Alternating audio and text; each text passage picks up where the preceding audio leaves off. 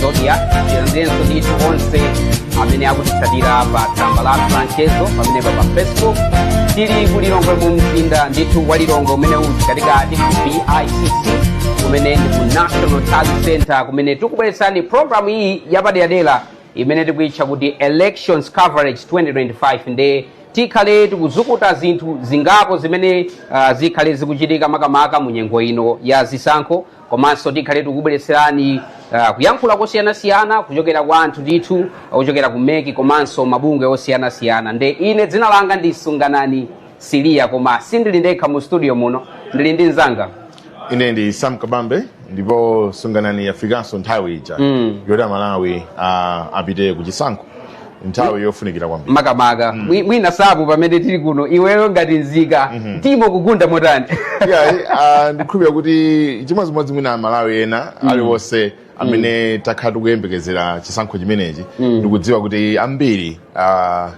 ndithu tikuzindikira kuti nthawi ija yafika tsopano ndiponso tili ndi udindo ngati makamaka nzika za dziko lino la Malawi kuti tipite ndithu mawa tikaponye vote pa zisankho cha president aphungu akunyuma ya malamulo komanso makhansala ndasangalala kuti ukutsindika kuti Malawi akuyenera kaponya voti Malawi amene ndithu adalembetsa pali mndandanda uja anatulutsa abungwe la make almost 7+ million people ndi amene adalembetsa nkulinganiza kwathu tikuyembekezera ndithu kuti anthu amene wawa ndi amene mawa lino pa 16 September akakhale ndithu akuchita kuponya voti timanena kuti zaka zakutizo tizakhale tikuzaponya voti kena kuiya chaka chaka ndi chamawa kena kuiya chaka chino ya mwezi wa mawa koma pano tunena kuti mawa lino pa 16 ndi pamene ndithu tikakhale tikuponya voti nde mwina pamene tikuyamba program yathu Sam timve uthenga kuchokera kwa make chairperson amene ndi Justice Annabel Ntalimanja kufotokozapo zimene Amalawi akuyenera kukachita mawa pamene ndithu akakhale akuponya voti yawo kukasankha president komanso mamembala akunyumba ya malamulo aphungu amenewa ndi makhansala ndithu amadera athu osiyanasiyana tionere zimenezi kenakonso tikhale tikubwera chifukwa tili ndi zambiri zoti tikambirane pano zoonadi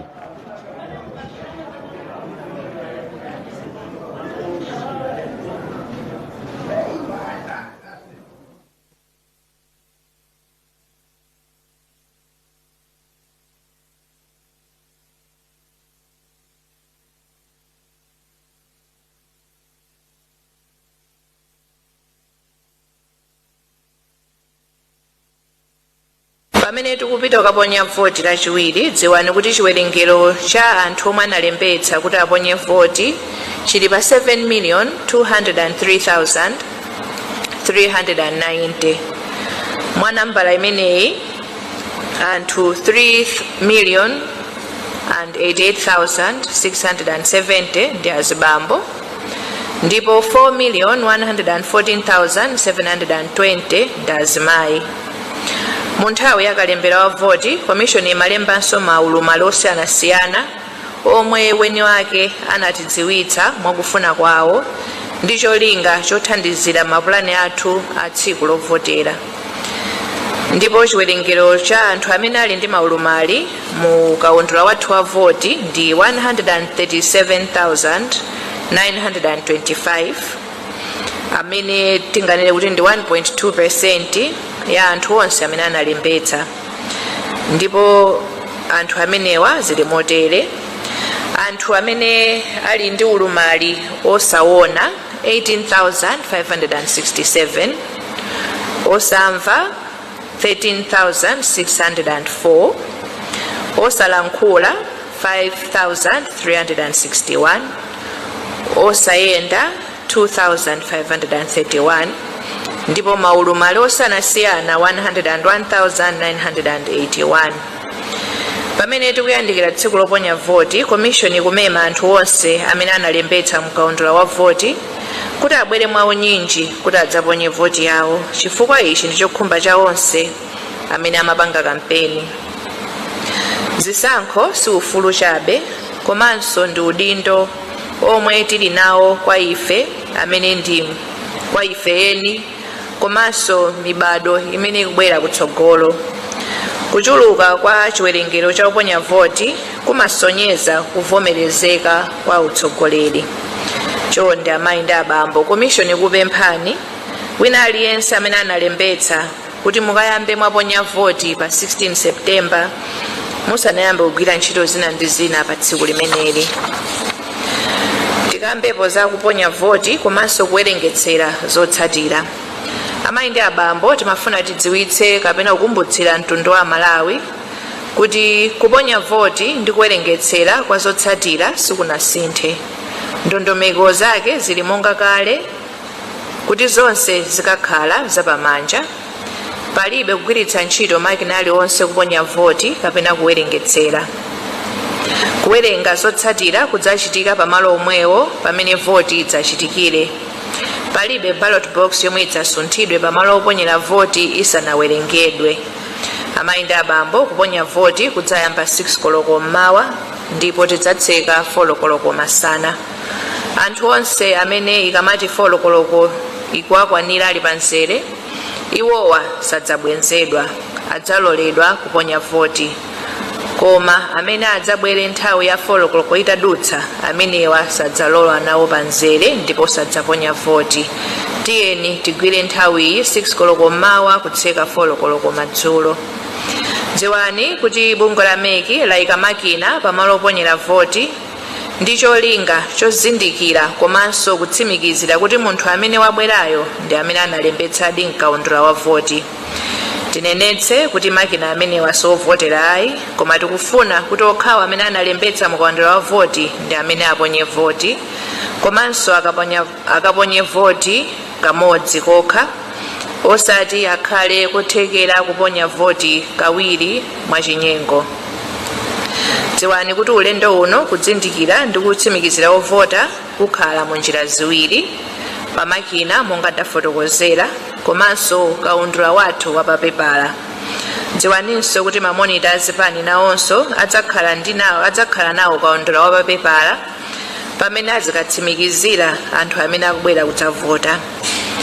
Amayi ndi abambo akakakutsimikizirani kuti munalembetsa mkaundula wa voti mukaloledwa kupita pa desk yachiwiri pamene mukanyike chala chanu cha mkombaphala mu inki ndipo tili kulimbikitseni kuti inki imene siyoopsa pa moyo wa munthu. Choncho musakavutike kukayichotsa imachoka yokha ndi nthawi. Mukanyika chala chanu mu inki mukapita pa desk ina pamene akakupatseni ballot paper yoyamba ya president. Mukatenga ballot paper mukapita mukanyumba komata kaja kuti mukasankhe president pochonga kapena kudinda mukabokosi ka munthu amene mukufuna. Kenako kupinda ndi kuponya ballot box. Pamenepa titsindike kuti chonde tikachonge kapena kudinda mosamala. Ballot paper yathu ya president potili ndi makandidate ambiri mabox aja ndi ocheperako pang'ono.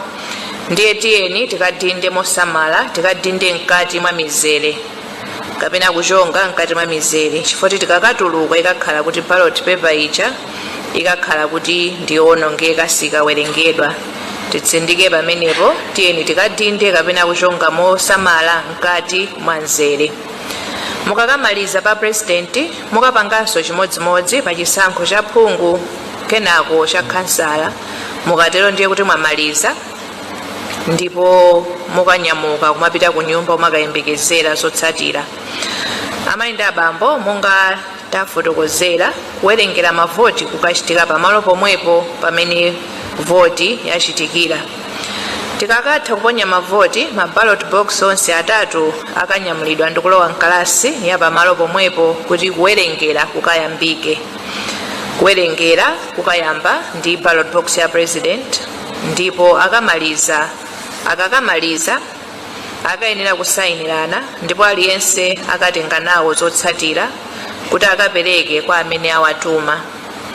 Akakamaliza kuwerenga kusayinirana ndi kugawana zotsatira za president akayambano za phungwa ndi kutsatiranso ndondomeko yomweyo monga tafotokozera pa president adzapanganso chimodzimodzi pa chisankho cha kansala. Pamapeto azonse oyendetsa zisankho adzatenga zotsatira ndi kupita nazo constituency tally center kumene kuwonkhetsera kukayambike. ndifotokoze pamene tupita komaliza zakatumizidwe ka zotsatira za zisankho. Amayi ndi abambo, monga takhala tikufotokozerera kwa nthawi, zotsatira zonse zikayenda pamanja komanso zikatumizidwa pamakina. Zotsatira zochokera pamalo oponyera voti zikakafika ku constituency TALLY Center ndi kumene akayambe kuwonkhanitsa komanso kuzilowetsa m'makina. Koma dziwani kuti zonse zimene akawonkhanitse pa constituency TALLY Center, mamonita onse akasayiniranso ndi kutenganso zawo chimodzimodzi akakafikanso ku district TALLY Center. Pomaliza, bungwe la MEC likufuna likutsimikizireni nsoni kuti ndilodzipereka pofuna kuti chisankho chiyende mwa ndondomeko komanso mwa chilungamo.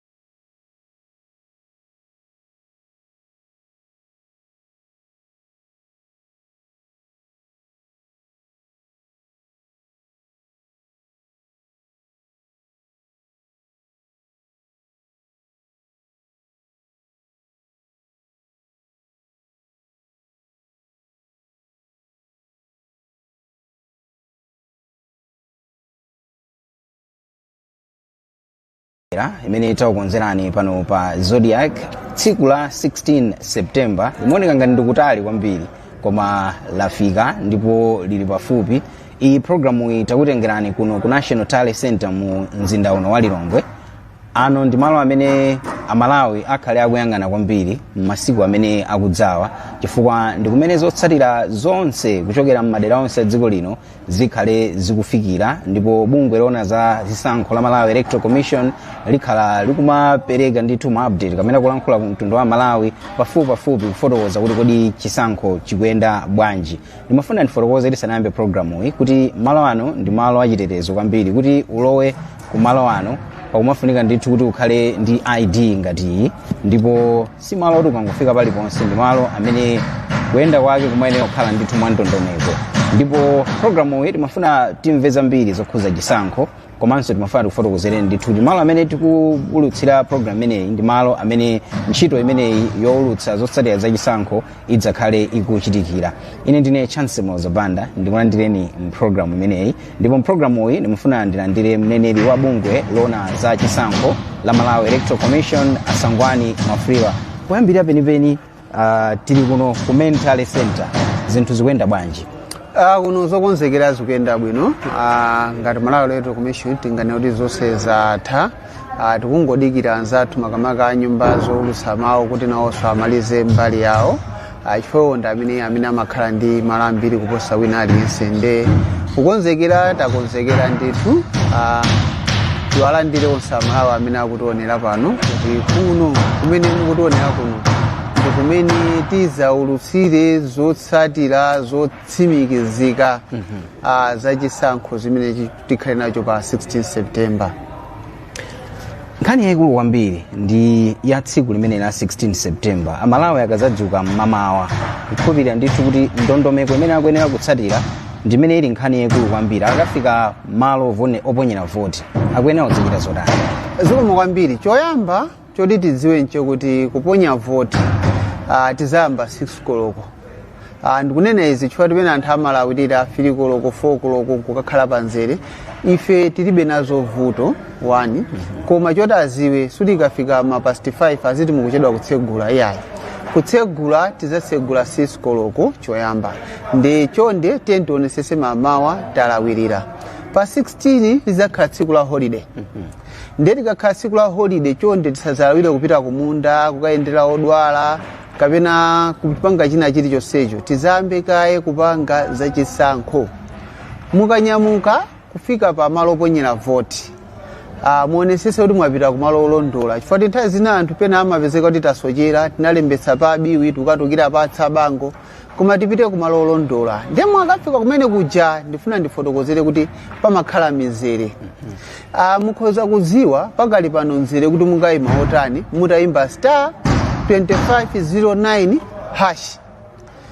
akukuzani musankhe chilankhulo chichewa kapena chizungu mukasankha kupemphani mulowetse nambala yanu ya chiphaso cha voti kapena cha unzika mukalowetsa namba imeneyo pabwera uthenga umene uwonese malo amene munalembetsa zina lanu ndi zonse zofunika komanso pakhale nambala ya mzere umene inuyo mukayime polling station ndiye pamalo akuluakulu ngati mbayani ero iyeyo poti pali mizere 21 nzofunika kudziwiratu mzere umene munthu ungakayime mukaonetsetse kuti mwayima mzere olondola mukayima mzere olondola payambira pa desk imene amakuzindikirani akakufunsani kuti muonese chiphaso chanu cha voti kapena chiphaso chanu cha unzika cholinga nchoti akuzindikireni pamalo amenewo pali kaundula muwiri kaundula mmodzi ndi wa Malawi Electoral Commission amene timatsimikizira anthu amene akubwera kuzaponya voti kumayang'ana nkhope ndi chithunzi chimene chili mkaundula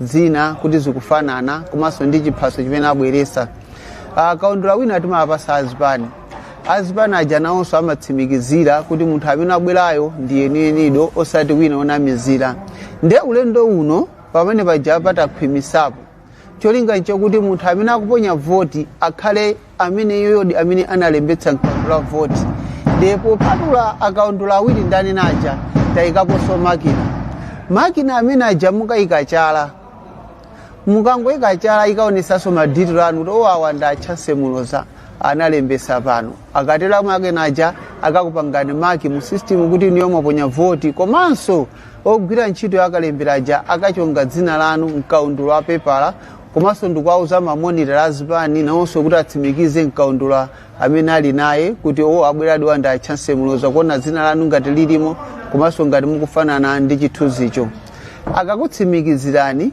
mukapita pa desk yachiwiri pamene mukuyenera kukanyika chala chanu cha mkombaphala chakumanja mu inki musananyike chala chanu mu inki akakhala kuti achipuputikayi akachipuputa ndipene kuti akayike chala chanu mu inki mukatero mukuyambano ntchito yosankha amene mukuafuna mukapita pa desk ina yoyamba pakupereka ma ballot paper pamene akakupaseni ballot paper ya president tindopikisana 17 ndiye mukalandira ballot paper imeneyi chonde onani pamene pali munthu amene mukumufuna mmodzi wa anthu 17 aja kachongedwe chonde musachita kachonga chachikulu kakang'ono kuoneka kwa ife ndizokwanira kakakhale kuti kakukwana mkati mwa bokosi limene tayika ngati muli wokonda malingana ndi kukhumba kwanu kuti mufuna kudinda tikupempha kwambiri kuti podinda mugwirise nsonga ya chala cha mkombaphala chakumanja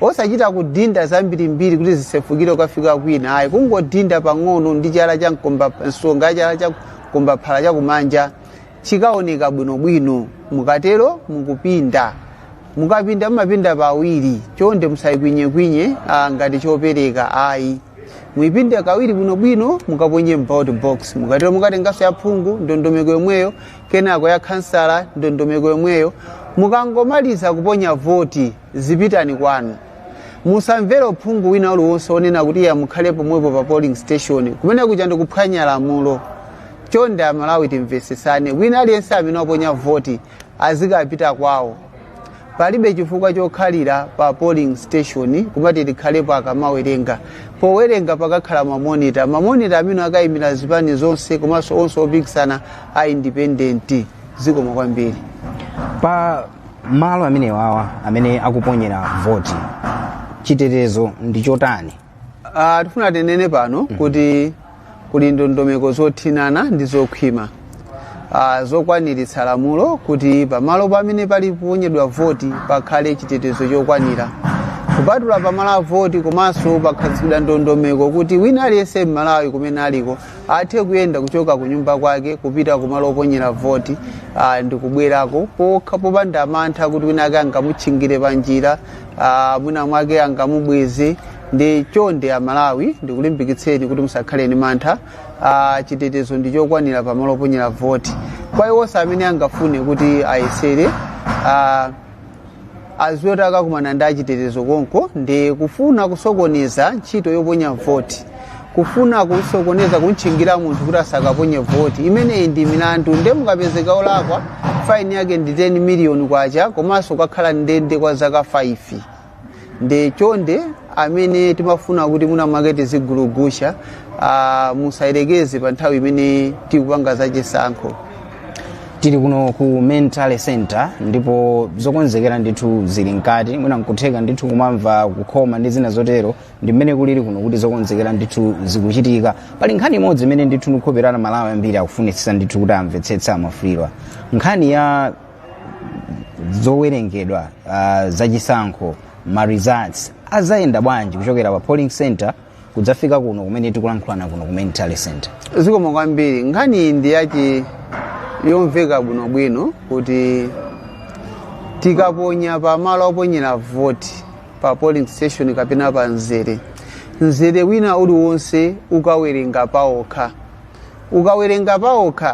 ukusayinirana malizati ndiye wina lese monitor wachipani akutenga malizati aja kopi yake malingana ndi zisankho zimene akupikisana ngati sikupikisana nawo pa president sungatenge kopi ya president uzikatani nayo chimozimozi ngati sikupikisana pa kansala sungatenge kopi ya kansala chimozimozi pa MP ngati chipani chanu chikupikisana pa sankho zonse zitatu muyenera kutenga makopi onse atatu ya president MP ndi kansala.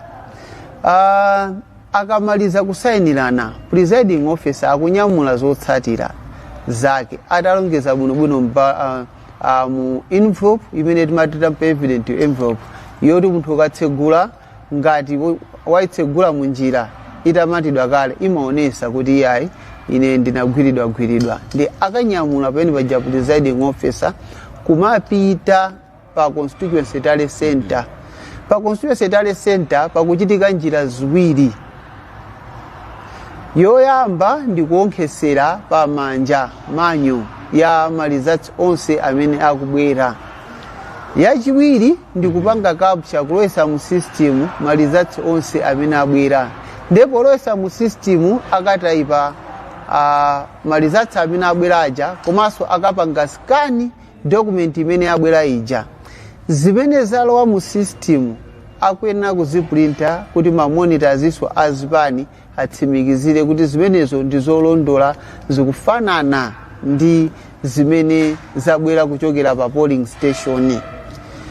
Akakasayinirana pa constituency malizati awo amene apanga summarize pa constituency akapanga scan ndikuatumiza zikubwera zikulowa mu system akatera akanyamulaso malizati pa constituency apo zinenetse kuti naonso mamonita pa constituency akukatenga kope ya malizati nde mamonita pa constituency sakutengaso makopezi apa polling station akutenga kope ya malizati amene aphatikiza pa constituency akatero uja constituency turning officer akunyamula malizati ake akupita kwa DC kwa DC kuja DC kandi CEO malingana ndi console yokuti ndiyotani akaonkhetsera summary ya president pa console imeneyo zimene akaonkhetserezo akasayinira naso ndi mamonita ndikutengaso makopi ndemona kuti kayendedwe kamalizati aja akukhala manyo pena paliponse komanso pena paliponse tikupanga capture kulowesa mu system akamaliza pa district naonso akasayinirana ndi mamonita pa district kenako a DC ajaso akatumiza summary yawo komanso ndikunyamula zonse zimene zayamba kuchokera ku polling station zapa constituency zapa district kubwera nazo kuno akabwera kuno adzadzipereka ku commission komishoni izatsimikizira zimene zabwera nda DC ma hard copies ndi zimene zili mu system. Akakhala kuti ali ndi malizatsi onse ndi pamene komishoni izalengeze kuti chisankho ichi wawina ndani. Ndeti atsimikizire anthu ndithu kuti ndondomeko izi pa stage ina iliyonse pamene tikuwonkhesa kaluna kuphatikiza mamonita akutenga kope ya malizatsi. Palibe 1+1 amene akuphatikizidwa popanda monita kulandirapo kope ya ansala ya pamenepo.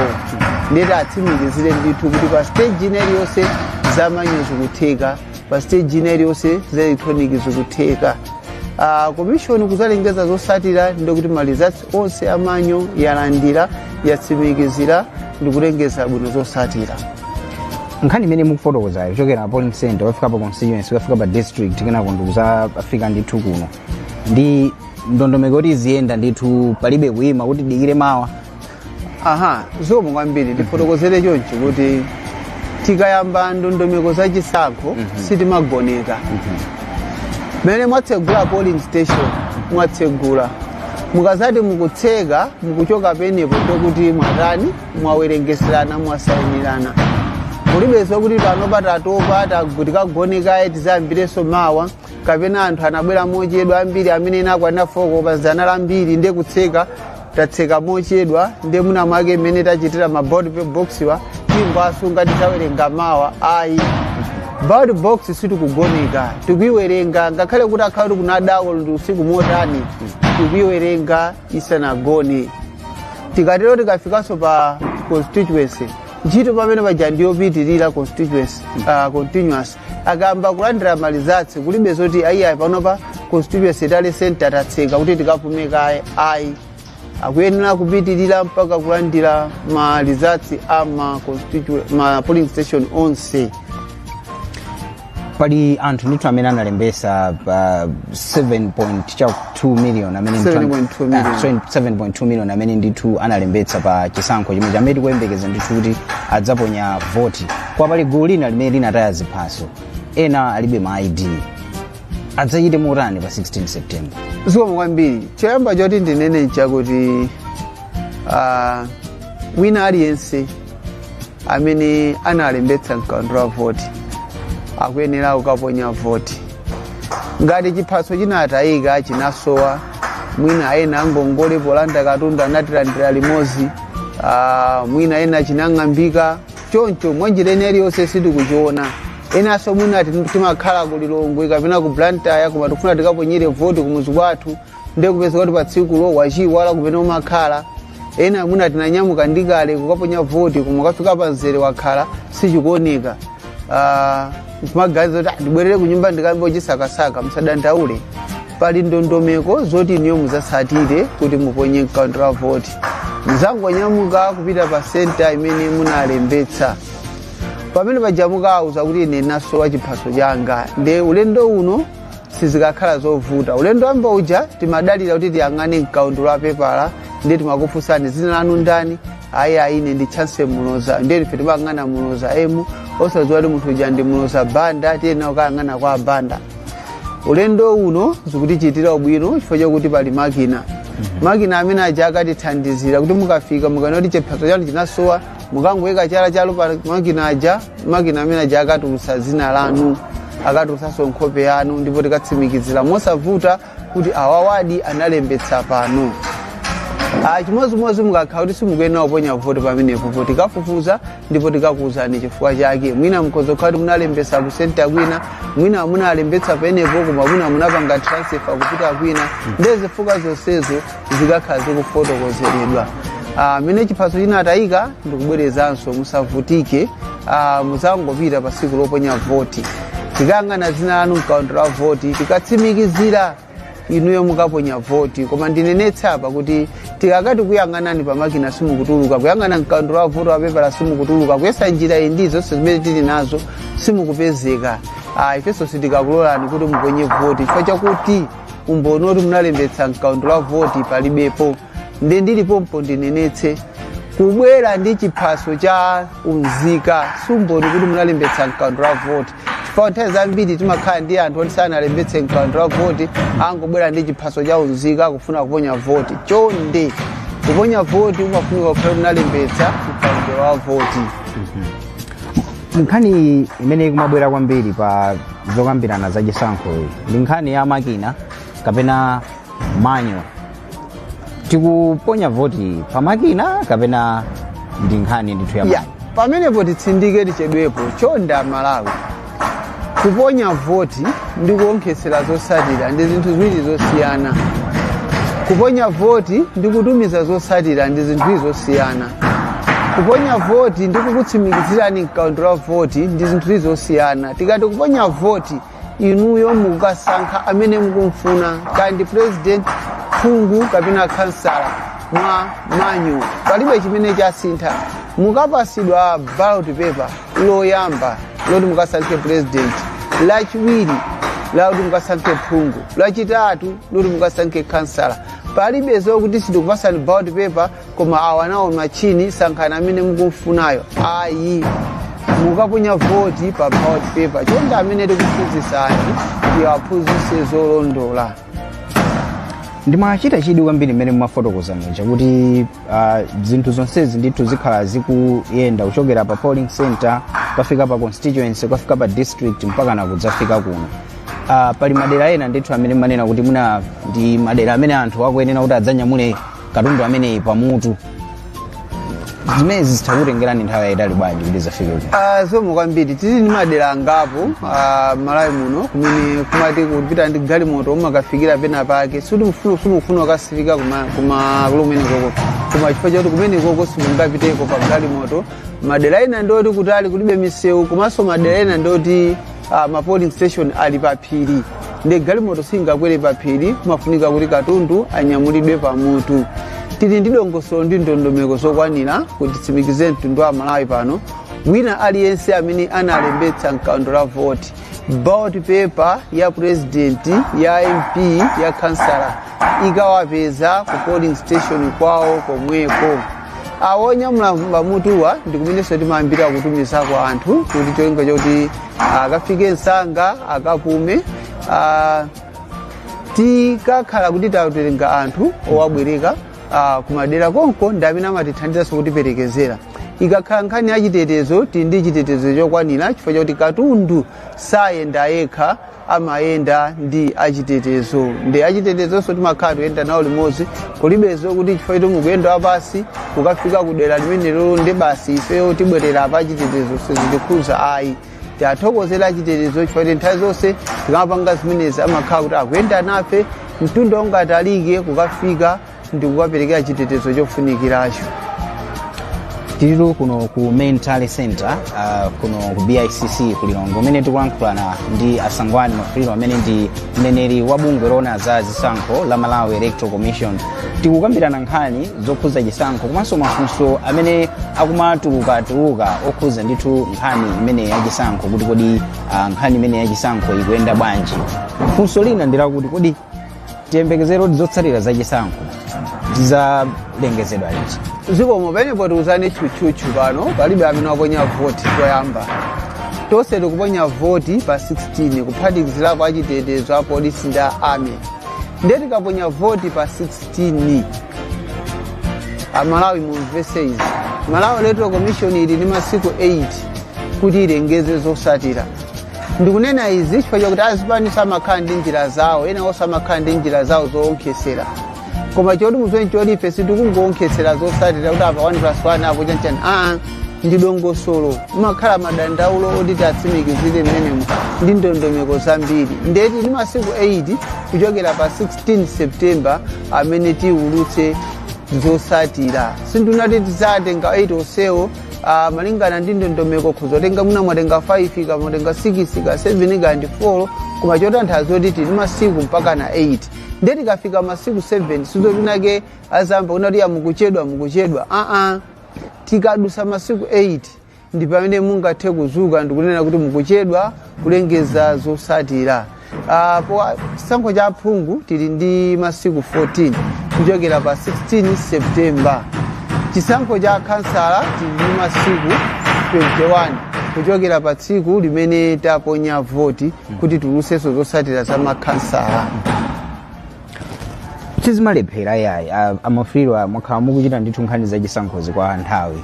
Anthu ena salephera mwina kupita ku khoti ndi zina zotero. Ndekuti mukuyenerabe kulutsa m'masiku 8 amenewa. Zomwe kwambiri kupita ku khoti ndi ufulu wa munthu. Ngati akuona kuti pena pake adandaula ndi zimene bungwe loyendetsa chisankho lapanga kapena imene ayendera ndondomeko yachisankho. Akapita ku khoti pamakhala chikutsogolo chimene amapereka khoti. Akhoza kupereka injunction, akhoza kungoti kuti tizimva mlandu koma zipitirirani. Ndezonsezo zikhoza kukhala masiku 5 ndi 3 aja. Sitingani kuti asiya kuwerenga chifukwa cha nkhani yakuti.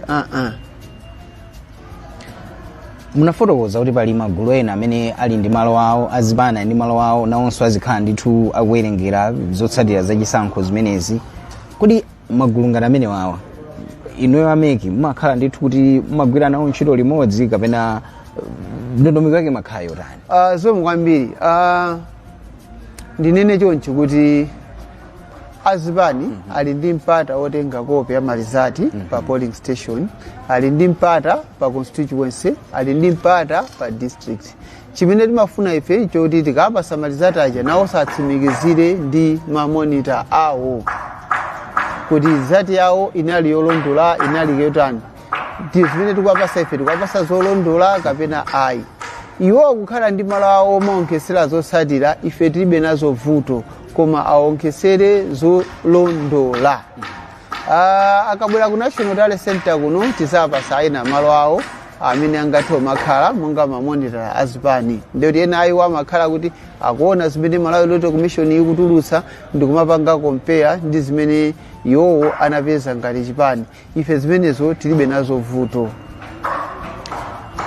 Akuluakulu amene akuyima nawo pa chisankho chimenechi 17 alipo ndithu, kuli aphungu ku nyumba ya malamulo, kuli makhansala. Ngati bungwe la meki anthu amene munawakonzekeretsa bwanji kuti azathe kuvomereza zotsatira za chisankho? Chamba ife tatsimikizira kuti chisankho ichi tiyendesa malingana ndi lamulo. Ngati lamulo lisakunena kuti tipange chimenecho sitikupanga. Chachiwiri ndicho kuti takhala tikukambisana nawo kuperekanso maphunziro pamene tikupita ku chisankho ichi. Takhala tikutulutsa chilichonse poyera. Palibe chimene amapanga Malawi Electoral Commission payokha osaziwisa azipani kuti ayende nafe limodzi. Ndi ngakhale pa tsiku loponya voti ndiye kuti pamakhalabe kuti ngati pali issue Malawi Electoral Commission kukambitsana nawo. Koma chimene tingauze cha chuchuchu ndi yakuti pa chisankho palibe draw game. Owina ndi mmodzi. Ndiyoti ndi mmodzi wa anthu 17 aja amene azawine. Palibe zoti kwawina anthu awiri kapena kwawina anthu atatu. Ndiye tipempheso atsogoleri kuti ngati zingachitike kuti sizinatikomera ife pa ulendo uno tiye tizavomereze sizinakatheka kuti wina aliyense akhale owina pa chisankho chimenechi. Komano ngati pangakhale dandaulo china chilichonse, pempho ndi chisogozo nchakuti agwiritse ntchito njira zoyenera zothandizira kuti dandaulo lawo limveke, osati akayambe violence zachiwawa ndi zina zoterozo. Ife monga nzika za dziko lino, anthu amene tikukaponya voti, mukuyembekezera zotani kumbali yanu ngati Malawi Electoral Commission? Ndifuna ndinene ichi kuti Malawi nonse 7.2 million ufulu oponya voti umabwera kwa inu ngati nzika. Choyamba umabwera kwa inu ngati nzika musanakhale membala wa mpingo, musanakhale membala wa chipani kapena osatira candidate wina aliyenseyo. Ndikunena izi chifukwa chakuti ngati chipani chanu chikusakupikisana nawo pa chisankho sizikutanthauza kuti niyo ndoti mukhale musakaponye voti. Makamakaso ngati zingatheke kuti tapita ku chipani chisankho chachiwiri sizikutanthauza kuti ngati chipani chanu chikusakupikisana nawo ndiye kuti niyo musakaponye voti. Ayi, inuyo ngati nzika muli ndi udindo okaponya voti, kusankha president wa dziko lino, kusankha MP, kusankha aphungu. Ngakhale chitakhala chipani chanu sichikupikisana nawo, inuyo ndi udindo wanu kukaponya voti ndi kusankha amene angakhale president mwa amene akupikisanawo. Ndechonde mudzatuluke mwaunyinji pa 16 September kukaponya voti. Toyesesa ndithu kuthamanga ngati Malawi Electoral Commission kuziwisa anthu komanso kumemeza anthu kuti azatuluke mwaunyinji pa chisankho. Ndiye pano kwathu ndikungopitiriza kupemphani kuti chonde osayiwala udindo wanu ngati nzika ya dziko lino. Amafrika ndathokoza kwambiri kuti munapeza mpata ndi munthu otanganidwa kwambiri wa munapeza mpata kuti tilankhulane pano pa Zodiac nkhani zofunika kwambiri zokhuza chisankho.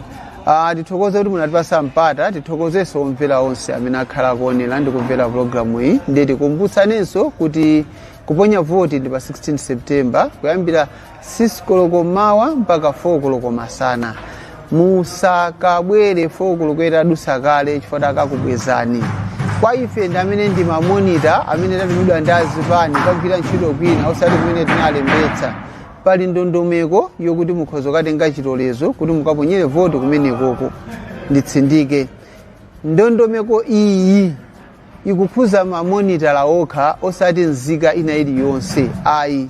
Ikukhuza mamonitala okha kuti anthu katenga chilolezo kuti akaponyere voti kumene akugwira ntchito. Koma pokatenga chilolezo afunika kuti atibwerese national ID, atibwereserenso chiphaso chawo cha voti. Izi zikathandizira kuti tikuzindikireni kuti inuyo ndi amene munalembetsa mkango la voti. Amene nda Sangwani Mafriro amene ndi mneneri wa bungwe la Malawi Electoral Commission, bungwe lona za zisankho mdziko muno. Timacheza nawo program imene yapadera kuti timve nkhani zimene ndi zofunika kwambiri kuzidziwa pamene tikupita kukaponya voti pa 16 September pano. Ndipo ndikhupira ndithu kuti kudzera program ineyi ziwiri zitatu tazimvapo ndipo timapita kukaponya voti tikhala kukaponya voti tilodziwa kuti kodi chimene tikuyenera kuchita ndi chani. Malo mwanzanga onse ndine Chance Mozepanda. Ndikufuneni zabwino zonse pamene mukaponya voti pa 16 September pano.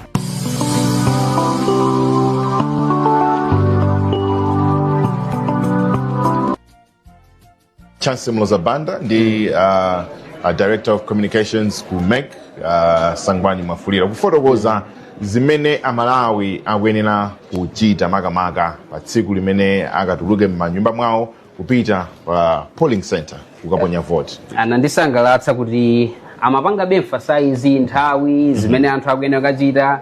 Tinene pano kuti akamakavota anthu mawa lino pa 16 September ngati kuli anzathu amene amakonda chakumwa nthawi apita afterwards ayambe akavota kaye ngakhale so amene ali pa zintchito zosiyana-siyana. Tikudziwa mawa ndi tsiku lopuma limene alikhazikitsa kuti amalawi athe kukhala ndi mpata kuti akaponye voti. Koma ngakhale kuti kugwira ntchito mukuyenera muyambe mwapita kukavota kaye kenako makagwira ntchito komanso mina nenaso ngani mina ena ufuna kuchita kupang'ono tapota nanu kunena kwake tinene kuti tapota nanu chifukwa limene ndi tsiku limene nthawi tikayigwire bwinobwino. Anafotokoza kuti malo ovotera ndithu 6 o'clock adzakhala ndithu ali ready komanso 4 o'clock adzakhala kuti madzulo amene ndithu ndiye kuti dongosolo lonse lakwangulika bwinobwino. Aliyense amene adzabwere mochedwa kudutsa 4 o'clock akuti zimenezi sizakhala zotheka kuti avote.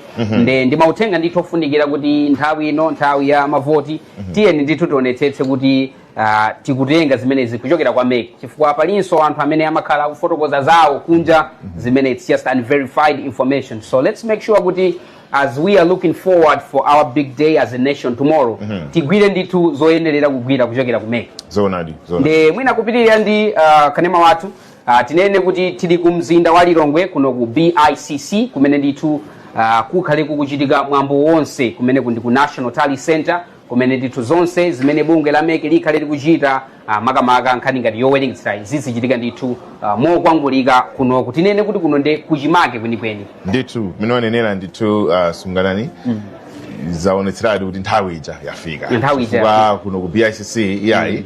As we speak, it's just a matter of hours now.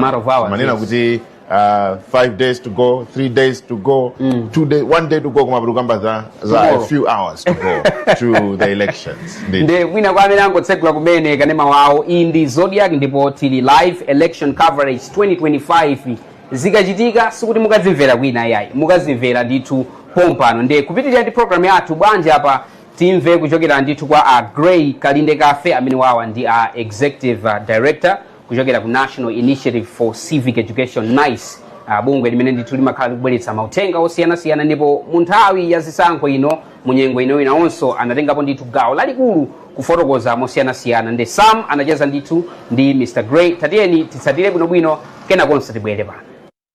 We welcome you to this special program as we continue looking at the Malawi elections 2025, coverage of different stakeholders involved in the election process. And today we are privileged to speak to the National Initiative for Civic Education, NICE, which is an organization, a key stakeholder that has a mandate and a role to disseminate information to the public in Malawi, particularly concerning elections.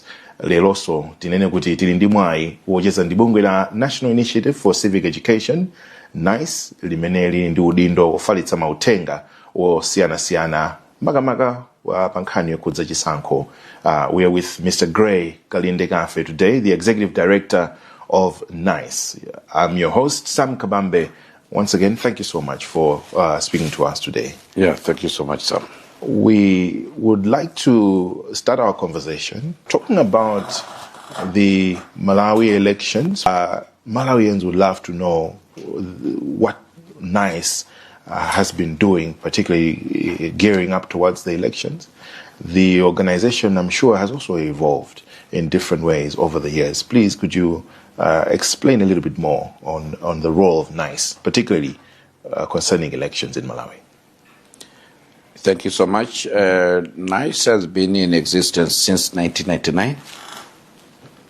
It was formed following a socio-anthropological study which was done between the University of Malawi and GIZ at that time.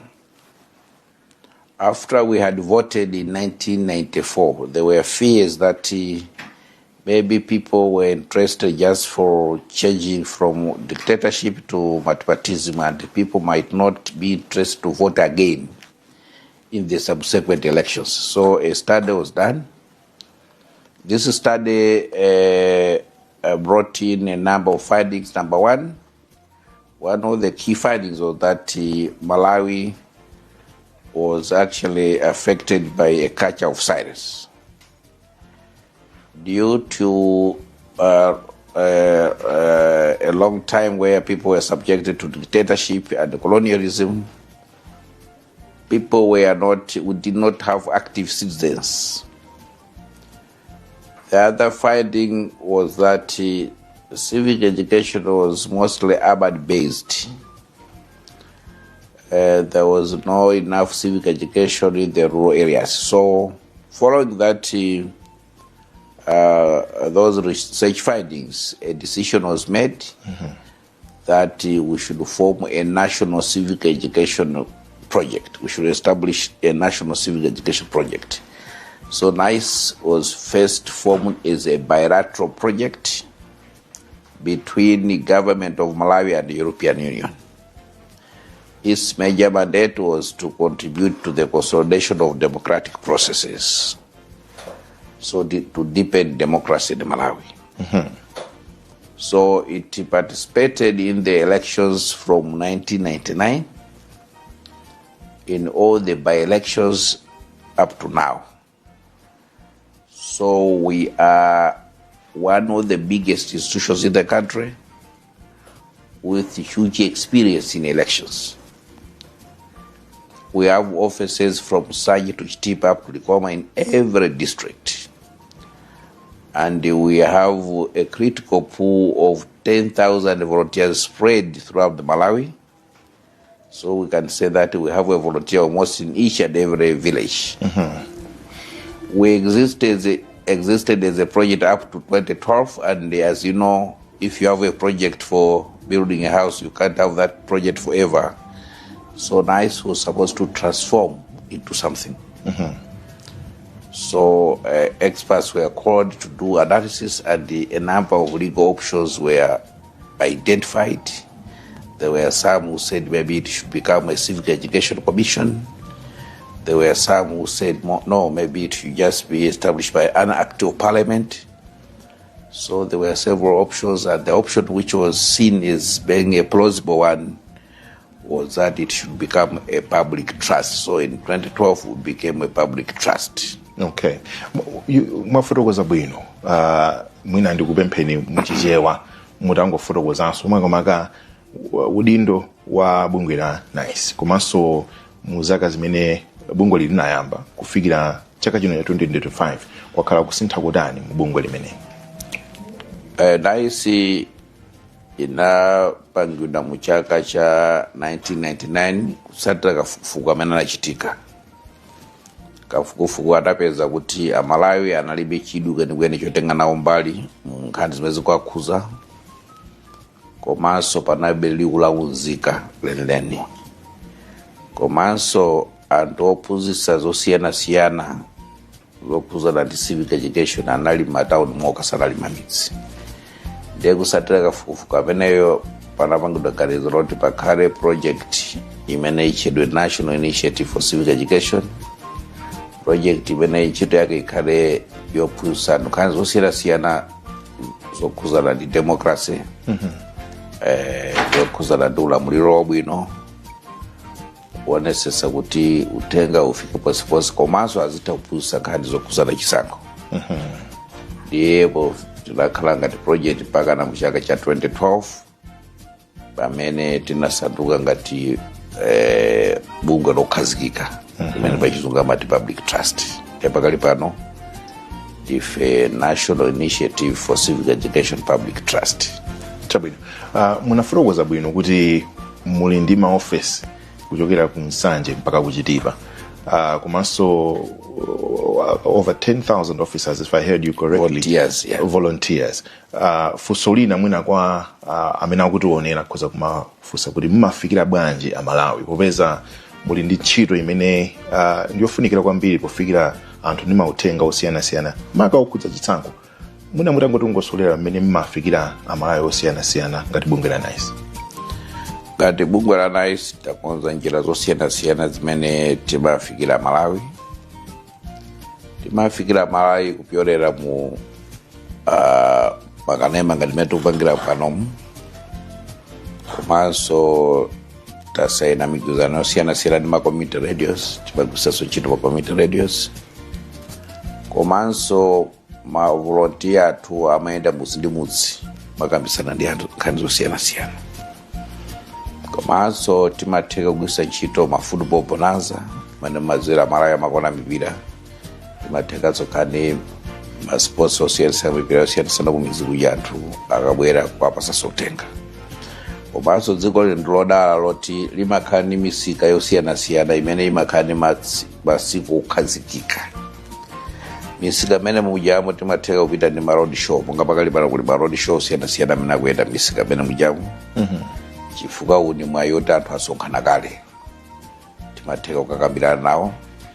Komanso tikugwira ntchito ndi magulu osiyanasiyana oyimba komanso azisuso ngati amadrama amene amatithandiza kufikira anthu osiyanasiyana kumudziko. Komanso tikuthanso kugwira ntchito ndi amachalichi timatheka kulemba kalata kuti akawerekedwe machalichi osiyanasiyana.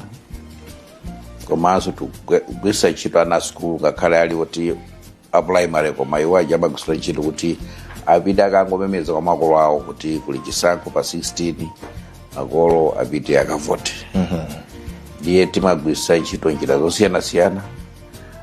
Koma tini mwayi chifukwa tini maofisi kali kumudziko komanso tini mavolunteer kumudziko.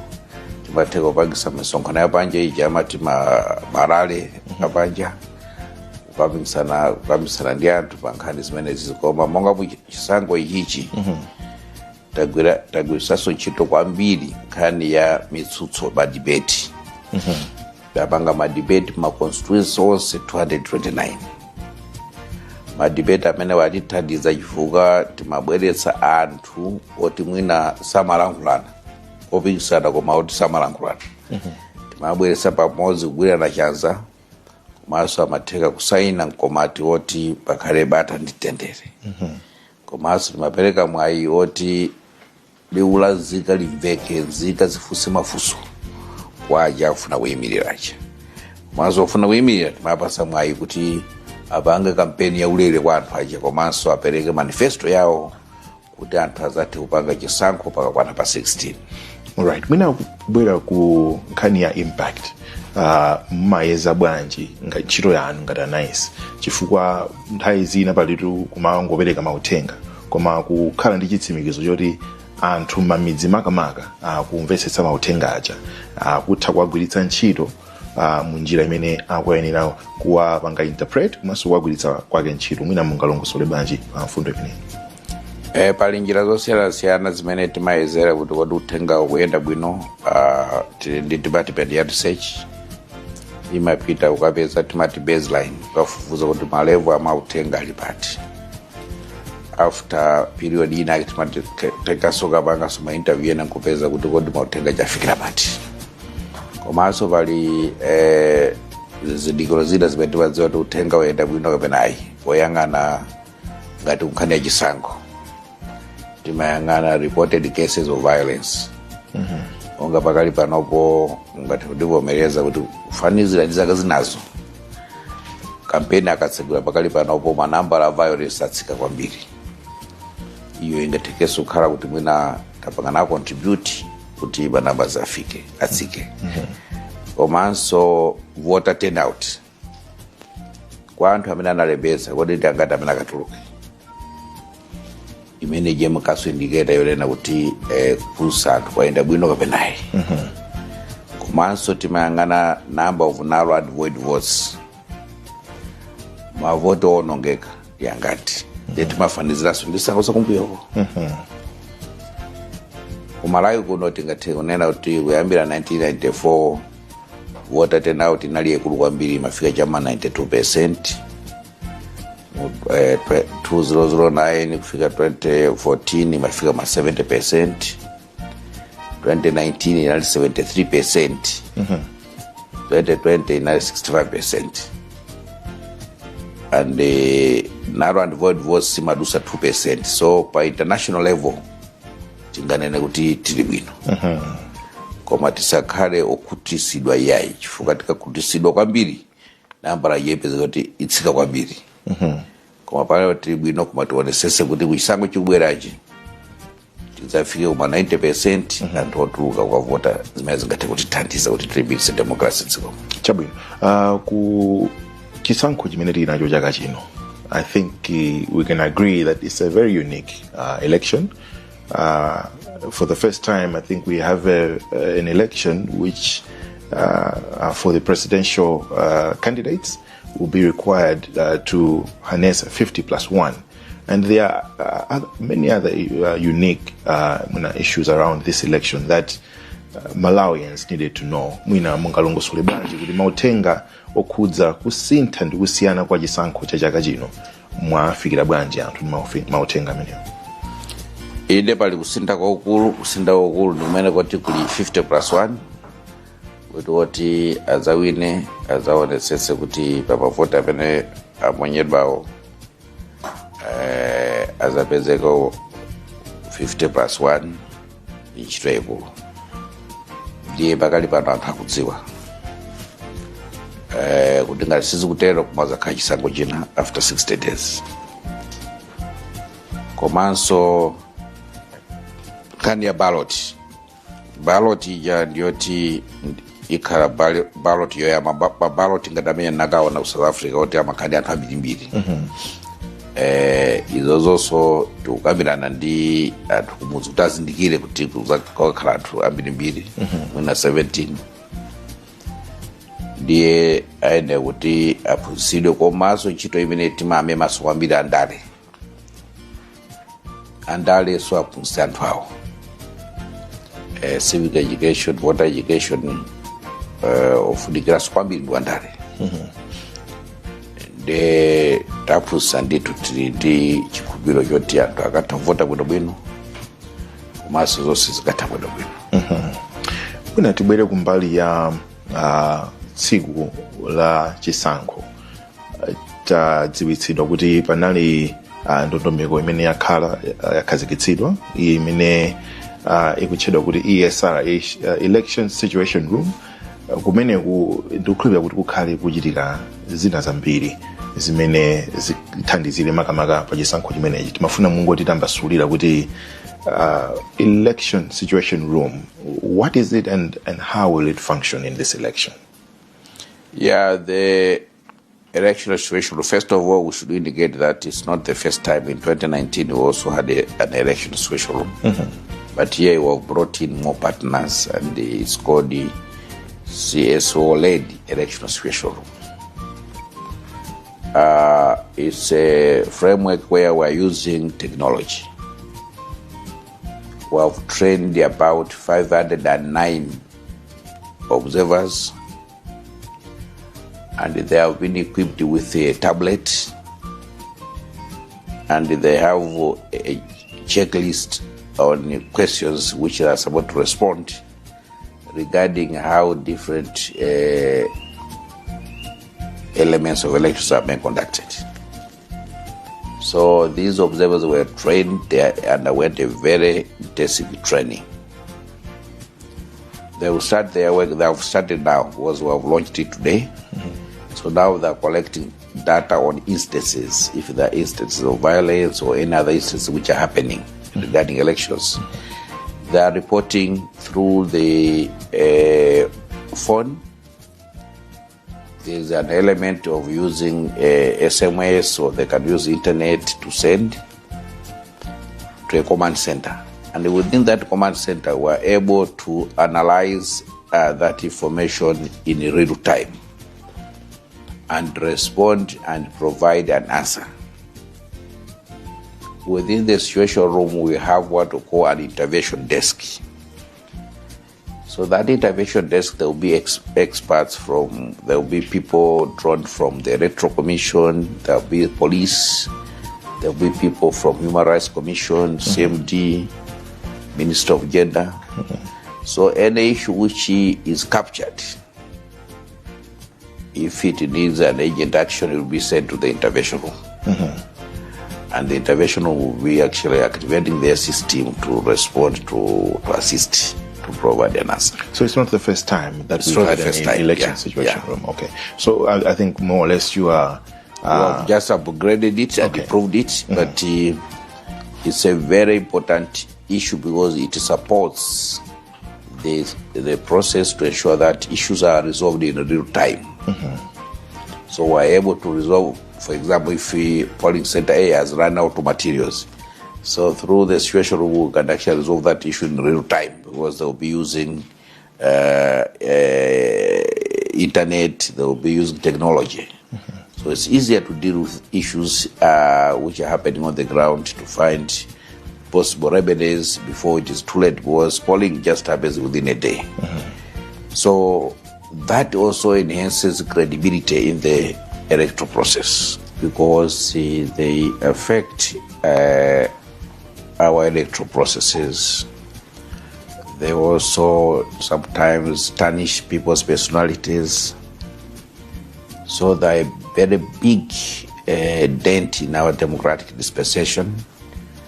There are a number of solutions to this. For example, UNDP through Mr. Malawi, they have launched what they will call I-Verify.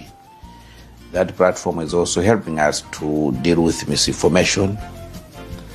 We have also a number of cyber laws which have been enacted in Malawi to deal with issues of misinformation.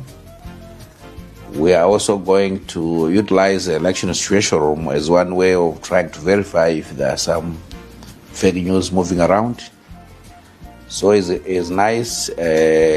We have a critical pool of election observers. Apart from the 509, we are also the only institution which will deploy 6,331 stationed observers at each polling station. So we have a very huge critical pool of human resources we are deploying. Those people, they also have a responsibility to verify if at all there are some fake news being spread around regarding a particular area. So we are condemning fake news. It really destroys people's personalities, and it also affects democracy in different aspects. Chabwino, as we conclude, we just want to get your confirmation. How confident are you that we will have an election that will run well. I should say, a free and fair election. Mr. Kalinde Kafe. Yes, I'm 100% confident that the elections will not only be free, it will be fair, and not only fair, it will be credible, and not only credible, that it will be transparent, and not only transparent, I'm sure it will be inclusive and peaceful. To ensure that it should reflect the will of the people. That is very critical. That the will of the people should be respected. The ballot should be cast with all the secrecy it deserves. And the political parties, CSOs, should be allowed to deploy observers. As you have seen, there are already local observers which are being deployed. For example, NICE will be deploying 6,331 station observers and 509 roving observers, and there are also a lot of international observers who have come. As we conclude, tukupatseni mwayi woti mupereke mawu anu omaliza bungwe la National Initiative for Civic Education NICE lili ndi udindo ofunikira kwambiri makamaka ofalitsa mauthenga osiyanasiyana kwa Malawi. In a minute, tukupatseni a chance to deliver a special message to Malawians. Tikupempha Malawi wonse amene analembesa kuti democracy imatipasa mwayi kuti pakapita zaka 5 zina zilizonse tizipita kuvoti kukavotera anthu otakhala pa maudindo osiyanasiyana ngati president, komanso councilor, komanso MP. Uwu ndi udindo wathu ndi ufulu wathu umene uli mu constitution yathu imene ili malamulo athu akulu. Ndiye tiye tionetsetse kuti tipite maunyinji kuti tikavote. Tikatero ndiye kuti tikulimbikitsa democracy. Tikuthokozeni potenga nthawi kuti tikhale nanu mu program imeneyi komanso potilongosolera ntchito zina ndi zina zimene bungwe la NICE likugwira. Tathokoza kwambiri Sam pobwera zikomo kwambiri kuno ndi kunyumba kwanu mukafuna nthawi ina iliyonse, you are welcome to come and have a discussion. Thank you. Zikomo kwambiri. Once again, we thank you for joining us in this special program as we continue giving you coverage of the 2025 elections, where we had the opportunity to speak to Mr. Gray Kalinde Kafe, who is the Executive Director of the National Initiative for Civic Education, NICE, explaining to us the various roles that the organization holds, particularly in disseminating information to Malawians, and particularly concerning the elections, as they are a key stakeholder in the election process. Tiatokozeso abungwe la NICE, pamenenso tinali ndi mwayi wocheza ndi Mr. Gray Kalinde Kafe, Executive Director wa bungwe limeneli, kuti alongosole kuti iwo akonzeka bwanji komanso agwira ntchito zotani pamene tikukonzeketsa Malawi kuti tikaponye vote pa 16 September. Tithokoze nonse pokhala nafe pano pa Zodiac. Ine dzina langa ndi Sam Kabambe. Makoma nonse. Mr. Gray Kalinde Kafe amene ndi Executive Director kuchokera ku National Initiative for Civic Education NICE, kufotokozaponso zomwezi za chisankho kuti tiyendere mastepe awa, izi zikayenda chonchi, izinso zikachita motere. Funitsitsa kuti mawa lino wina aliyense akachite moyenerera. Zona ndithu bungo limene liso limatengapo gawo lalikulu makamaka mukufalitsa uthenga kwa Malawi okhudza chisankho, ndipo mmodzi mwa mabungwe amene ali ndi udindo amene amathandizira America amene anandisangalatsa amene anafotokoza za I-Verify kuchokera ku MISA kuti tisamangotenga uthenga uliwonse no, komano pali uthenga kwa anthu oyenereranso amene ukuyena kuchoka kwa iwo kuti tizidziwe, chifukwa nthawi ngati imene isamu pamakhala zambiri zimene anthu amalemba pa masamba awo anchezo, social media era nde mauthenga ngati amene wachokera ku NICE kutitsimikiziranso ma channels ena ndi ena amene tikhoza kuwakhulupirira. I think ndi chinthu chofunikira kwambiri. Zona ndi chofunikira kwambiri komanso kuchoka pa bungwe limene la NICE palinso mabungwe ena amene amagwira ntchito yoonetsetsa kuti dongosolo la chisankho likuyenda bwino. Mmodzi mwa mabungwe amenewa ndi Chisankho Watch, ndipo nzathu Sunganani Silia anacheza ndi Louis Msiadungu amene akufotokoza udindo wa mabungwe ngati chisankho wachi makamaka mu chisankho ndi chotani. Tionere kuti anacheza nawo motani. Akanema wanu wa Zodiac ku program yapadera ya election coverage 2025 pamene ndithu tikufuna tiunikire kuti udindo wa oyang'anira chisankho ndi otani. Ndithu kuunikira udindo wa oyang'anira chisankho pamene tili mnyengo ya chisankho ngati dziko la Malawi. Nde mu studio muno ndi alendo ndithu amene ndi Mr. Louis Msiadungu kuchokera ku Chisankho Watch. Ndikulandireni mu studio muno. Zikomo kwambiri. Mwina choyambirira tatuzani zambiri zokhuzana ndi Chisankho Watch. Timadziwa kuti Chisankho Watch ndi kubwera pamodzi kwa mabungwe amene amanenapo mu zinthu zosiyana-siyana za mdziko lino, bungwe ngati la CCJP, bungwe ngati la PAC, komanso bungwe la GJU, komanso MHAB. Komano tatitambasulerani bwinobwino pamene ndithu tikulowa mkati kwa kukambirana kwathu. Zikomo kwambiri. Chisankho Watch chimene mwanenera ndi mgwirizano wa mabungwe anayi. Tikuyandikira kuti chisankho chikubwera, tinaona kuti kodi ntchito imeneyi kuti izayende mogwirizana bwino, zinthu zizayende mwa ndondomeko yabwino ngati ife amabungwe amene timakhala ndi chidwi pa chisankho chimenechi tingatani. Ndi mabungwe anayi amenewa tinakhalirana pansi nkugwirizana kuti bwanji tipange chinthu choti tiziyendera limodzi poyang'ana aliyense ukadaulo wake umene ali nawo. Ndi mwachisanzo ife a CCJP tili ndi ukadaulo wa kuphunzitsa anthu pa nkhani za ulamuliro wabwino, maufulu a anthu, komanso ndifofalikira ku dziko lonse lino la Malawi kuchokera mu ndondomeko yathu ya mpingo wa chikatolika. Choncho Catholic Commission for Justice and Peace CCJP ndi bungwe limene lili pansi pa maepiskopi a chikatolika, Malawi Conference of Catholic Bishops, limene limayang'anira ulamuliro wabwino. Ndi ukadaulo umenewo tinauphatikiza ndi ukadaulo wa anzathu a Public Affairs Committee amene iwo ntchito yawo yakulu ndikuonesesa kuti pali mgwirizano, pali kukambirana kwa pafupi komanso kuthandiza kuti pakhale mtendere mdziko muno. Ndipo tikayang'ana mbiri ya Public Affairs Committee inagwira ntchito yakulu pokhazikitsa democracy muno Malawi. Ndi tinapitanso kwa anzathu a Gender Justice Unit amene mwatchula a GJU amene iwo ali ndi ukadaulo oyang'ana nkhani mbali ya gender ndi anthu ena osalidwa osiyana-siyana. Chifukwa pamene tikugwira ntchito imene tiunikirenso kuti kodi nkhani ya anthu osalidwa kapena anthu amene sakufikiridwa mokwanira tingafikire bwanji. Ndi tinaona kuti GJU ili ndi ukadaulo umenewo.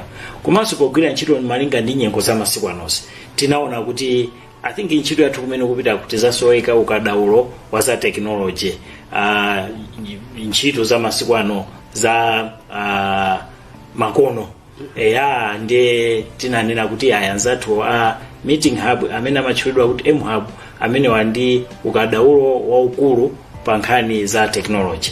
Ndi tinabwera pamodzi kunena kuti kodi tiyendera limodzi bwanji popeza tikuyang'anira tikathandiza kuyang'anira chisankho chimenechi pamene dzina la chisankho chilinabwera.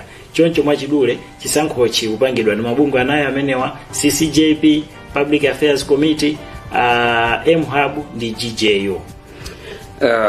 Pamene dziko la Malawi tili munyengo ya chisankho, udindo wanu wakhala otani kuyambira mwina nthawi imeneyi? Chabwino, choyambirira tinene kuti amene ali ndi mphamvu ndi udindo oyendetsa chisankho ndi Malawi Electoral Commission. Koma kuti ntchito imene iyende bwino, zonse zichitike bwino, amafuna anthu osiyana-siyana kuti athandizire. Koyambirira aini ake andale kapena titi azipani zimene zikupikisana nawozo, komanso pali anzathu atolankhani amene amafalisa mauthenga. Kumano kufikira anthu amafikira ndi mabungwe osiyana-siyana amene timati ma civil society organizations kapena faith based organization. Ndi amatulusa ndondomeko kuti amene afuna azathandizire nawo chisankho ndi ndani. Ndi ife tinapereka pempho lathu ku Malawi Electoral Commission kuti ife ngati chisankho chimabungwe folo amenewa tapanga mgwirizano ofuna kuzathandiza kuonera chisankho mu ndondomeko iyi makamaka yogwiritsa ntchito technology, komanso yowunikira kuti kodi chisankho chikuyenda bwanji kuyambira polembesa pa kampeni mpaka pamene anthu akuzavota ndi Malawi Electoral Commission anativomereza ndipo ife takhala tikugwira ntchito imene chitivomerezere pa Chingerezi amati accreditation fuaso ngangopanga ntchito imene America sanakuvomereya so Malawi Electoral Commission inativomera ngati chisankhochi kugwira ntchito imeneyi kuyambira nthawi imene timapanga kalembera ucha registration ndipo takhala tikutulutsa ma statement mmene registration ikuyendera mmene mabungwe osiyanasiyana kapena anthu osiyanasiyana angatengerepo gawo kuti kalembera amene uchayende bwino kufikiranso nthawi ya kampeni takhala tikutulutsanso ma statements mmene kampeni tikuyunikirira mmene ikuyendera kufikira tsiku lovota mu chisankho chimenechi tizakhalanso tikupereka malipoti amenewo. Ndasangalala kwambiri ndi mmene mwakhala mukufotokozerera kubwera kwanu pamodzi kwa mabungwe komanso kagwiridwe kanu kantchito. Ndifuna mutatitambasulira bwinobwino kuti kodi kukonzekera kwa chisankho ngati bungwe inuyo mwakhala muchita chani ndipo anthu akwena apange motani komanso kuti nthawi yeniyeni yovotayo komanso kuti zovota zachitika bwinobwino zonse pamodzi dongosolo lonse anthu alitenge motani malingananso ndi kakonzekeredwe kanu kamene mwakhala mukuchita.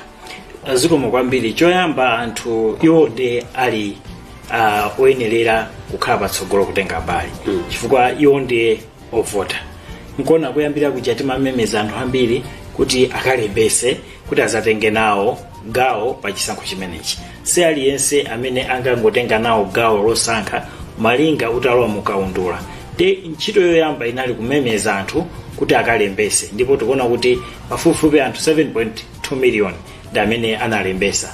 Kati mabungwe sinali okhutira kwambiri kufuwa mafuna kuti mmene amafunira inake Malawi Electoral Commission ndi mafiga amene anapereka 10 million tinakafika kumeneko koma mwina ndi mwina panali zosamwisa zina koma ife kumbali yathu ngati chisankhochi tinagwira ntchito yomemeza anthu kuchokera ku mabungwe athuwa kuti anthu akalembese. Ndipo chinthu chimodzi chimene chili chosangalatsa kuti tinachikwanisa kuti azimayi ambiri anatani analembesa. Mukaona mafigures amene achokera ku Electoral Commission ya anthu amene analembesa azimayi ndamene anatenga gawo lalikulu kulembesa pa chisankho chimenechi. Ndiye tikubira kuti ifeso ngati chisankhochi tinathandizira nawo kuti mafigures amenewa afike pamenepa. Kuchokera pamenepo timaunikiranso potulusa ndondomeko yathu kuti kodi kalembera ameneyi akuyenda bwino kapena sakuyenda bwino. Ndipo mukuchokera mu malipoti amenewa zimathandiza anthu osiyanasiyana kuphatikizirapo Malawi Electoral Commission kuona kuti pakuti zikuyenda bwino kapena pakuti sizikuyenda bwino ndikupeza njira zothesera mavuto amenewo kuti chisankho chathu chisakhale chokoma. Komanso pa nthawi ya kampeni tinayika ndondomeko yowunikira zimenezi. Chifukwa chake ngati nthawi ya registration kunali ma long term observers anthu okhalisa ndikumawunikira pafupifupi 67 amene tinamwaza Malawi monse muno tikumatumiza malipoti. Kachiwiri pa kampeni pa tinali nawonso pafupifupi 68 amene amatumiza malipoti nkumawunikira kuti kodi chisankho chimene chikampeni imene ikuyenda bwanji. Ndi mwina funso nkumanena kuti kodi anthu amene amatumiza bwanji. Tetanena kuti paja pali anzathu a imuhabu amene ali ndi ukadaulo wa technology.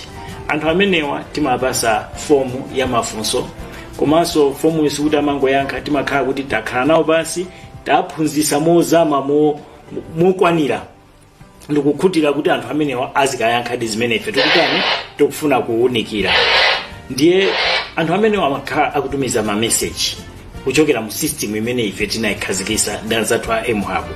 Mu system imene ija ma message akafika pamakhaso ntchito yotsuka ndi kuwunikiranso kuti kodi malipoti atumizawo ndiona chifukwa winanso atha kungokhala pakhonde ndikungophika kalipoti kake.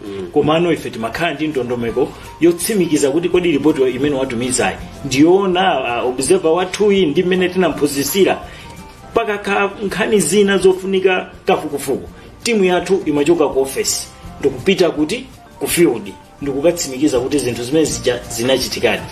Sono tikamatusa ripoti ija imakhala kuti ripoti yathu yaphikidwa bwino yatsimikizirika kuti zinthu zimene zikuchitika. So muona kuti chisankhochi yakhala ndi njira yotsatira mene chisankho chathu chikuyendera mwa ndondomeko ya ukadaulo ozama kwambiri kufikiranso pamene tikupita kokavota tayikanso anthu osiyanasiyana amene taphunzitsa pafupifupi 800 kuti azatitumizira malipoti malipoti amene watizatsuka bwinobwino nkutsimikiza kuti kodi chisankho chatsekulidwa nthawi yanji kumadera osiyanasiyana matiriyo afika ndipo anthu akuloledwa kuvota bwinobwino chitetezo pamalopo chili bwinobwino tili ndi ndondomeko imene fomu icha ndimanena icha taphunzitsanso kuti nthawi ina iliyonse kuchokera mwachisanzo 6 o'clock pamene akutsegula pofika 10 o'clock chisankho pamene chafika pamponda chimene anthu akuponya mavota kodi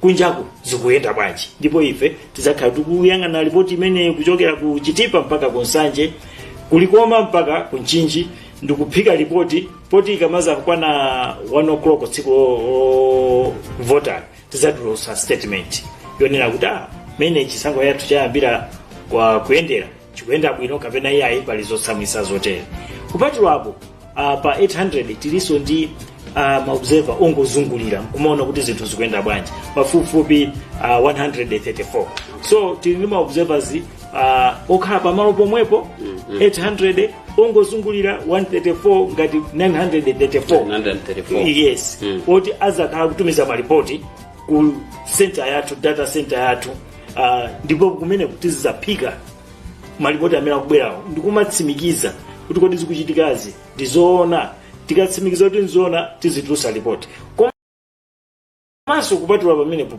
pali malipoti ena ndoti tizatumiza kwa anzathu amene akuyendesa nawo chisankho chimenechi akuthandizira kuyendesa nawo chisankho chimenechi pali anaisi amene akhazikisa election center yawo kuti azunikira kuti kodi pakuti pali ziwawa pakuti zikuyenda bwanji pakuti mwina material asowa ifeso tikapezeme tiziponyerana so tikugwira ntchitoyi mothandizana kuti chisankho chathu chikhale chopambana ndipo mu ripoti amene tizitulusa zizithandiza amene akuyendesa chisankho chimenechi ali ndi mphamvu ya Malawi Electoral Commission kuti azitha kusatira ndi kukonza mavuto amene alipo kutsimikiza kuti chisankho chathu chitha kukhala chopambana tikagwirana manja mwafotokozako za ngati ma independent tally centers amene ngati amakhazikitsidwa komanso mabungwe osiyanasiyana amakhalanso ndi malo awo ona amene chisankho chikuyendera wina kozofuna mvetsetse kuti kodi malo ngati amene ajawa ma results amene ma monitors amakhala kutumiza tielekeze ngati ku chisankho watch amene aja mumabweretsa bwanji pamodzi kuti aonetsetse kuti ali mu chilungamo chimene chikuyenera kuyendera mwinanso ndi mabungwe ena amene amakhalanso akuyendetsa chisankho mwachitsanzo ngati MEC zona ntchito imene ndiyofunikira kunena kuti tiyende limodzi ngati Malawi ndipo ife achisankho watch pamene tikugwira ntchito imeneyi pali kulumikizana mwina koyambirira kujanena kunena kuti chisankho watch amene mabungwe anayo anabwera pamodzi anakhazikisa ndondomeko yakagwiridwe ntchito ndiye pali akuluakulu athu amene ali ngati board ndiye pali secretariat imene magwira ntchito imene yoyo ndiye pali awa ndi matchu awa apa ground ma observers so ntchito ya office secretariat ndikuonetsetsa kuti zonse zikuyenda bwino koma ntchito yayikulu amayiponya ku board ndiye bungwe lililonse mwafolaja anatulusa anthu akuluakulu awiri amakaudo awo osiyanasiyana ndikukhala mu board moja ndiye amene wakalandira zimenezi amaonekera kuti kodi nkhani imene tingaumikizane ndi ndani Malawi Electoral Commission ndikuyuza kuti ife tapeza izi iyayi koma mwina andale wafikira nkona mmalipoti mwathu muja maona kuti pamatuluka komalizira nkhani yokuti ma recommendations kapena kuti zomwe tikupempha kwa anthu kuti akuti apange chakuti andale apange chakuti Electoral Commission apange achitetezo apange chakuti zimene zija zimaphikidwa kuchokera ku board yathu imene imatikaona malipoti ochokera ku secretariat akufikira so chinthu chimene chimafunikira nchoti zikatero akuluakulu achamathaso kukumana ndi akuluakulu aku Malawi Electoral Commission akuluakulu azipani komanso akuluakulu ama institutions ena ngati Malawi Police kuti akuluakulu pamene pakuvuta ndi apa muchisankho ngati cha 2025 pabweranso bungwe lina lofunikira kwambiri limene likuwunikira mmene andale akuyendesera zipani zawo registrar of political parties amene wanso takhala tikuwafikira ndikuona kuti ndikuona kuwapasa malipoti kuti tigwira nawo ntchito motani. Zikamatero zimathandiza kuti tikuyendera limodzi ndi aja akuyendesa chisankho aja. Kwa pena pake tikatusa ripoti waja nkunena kuti mwati zinakhala bwanji tabwera muzafotokoze akuluakulu a board aja mapita ndi kuwafotokoza zimene ife tazipeza pa ground kuchokera kwa maobserver kufikira pa secretariat mu office imene iphikira ripoti ija ndi kutsimikizira kuti a board apange chiganizo chotulusa ripoti imeneyi. Choncho malipoti athu amakhala otsimikizika kuti tikuyenderanso limodzi ndi amene akuyendesa chisankho chimene chichi. Nthawi yovota inu ngati amene mumaperekanso uthenga woyenerera kuwadziwitsa anthu machitidwe amayenera kukhala utani nthawi yovota? Nthawi yovota ndondomeko yayikulu ndi imene amatusa Malawi Electoral Commission kuti kodi munthu akafika pa center atani azalandiridwa bwanji, ndipo ndondomeko imene ayitulusa kuti choyambirira tisapite mmamawa, tikafika tikalandiridwa pa center, tikakafika pa center tikakhale abata koma tikatuluseso chija tinalembesa chija. Ngati chimene chija chinatayika kapena chinasowa tikatchule zina athu. Komano nkhani yayikulu pamene pandiyo kuti tikapite pamalo amene tinalembesa. Chifukwa anthu ena timanena kuti ndalembesa pa city center. Tsiku limene lolo ndili kwa biwi ndi kungoti apaso ati akupanga za chisankho ndi tifuna tipite pa biwi. Ayi, akunena kuti dzina athu likapezeka pamalo amene tinalembesa nthawi imeneyo. Ndeka chinasowa tilipo akatsimikiza akationesa kuti apa mupite akutsimikizirani katengeni ballot ya president, kenako ballot ya phungu, kenako ballot ya council, ndipo kenako tisanafika umeneko pakakhala chizindikiro chotsimikiza kuti tatani tavota ndipaja pamakhala inki. So ifeyo tikangotengera ndondomeko imene Malawi Electoral Commission atipatsa kuti chisankho chathu kuti uvote uyenda motere. Pamene ifeyo amene tikuthandizira kuyang'anira chisankho ifeyo ndiwongoneka kuunikira kuti kodi ndondomeko ya pamalopo ikuyenda mmene Malawi Electoral Commission aganizira, chifukwa amakhalapo ena ogwira ntchito amabweresaso ndondomeko yawo. Zikachitika zimene zija timatulusa ripoti ija ndanena ija kutumiza mwasangasanga ngati ku situation kapena iya ifenso kwatumizira Malawi Electoral Commission kuti komatu pali polling station yakuti palibe zipangizo thamangani muzathandize. Polling station yakuti amene akuwathandiza anthu pamenepo akuopsezedwa thamangani muzathandize. Ndi ndondomeko yakulu izayenda motero.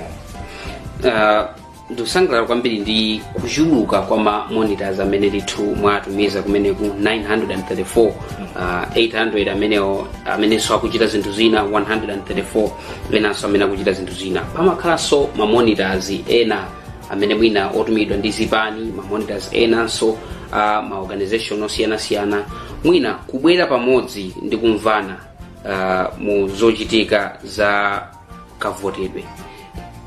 Mwina kama tokhala mwina maonedwe akuona zinthu zosiyana ngati chisankhochi mumaonetsetsa bwanji kuti magulu osiyanasiyana onsewa pamathero pa zonse ndithu onse chidwi chawo chiti pa chinthu chofanana?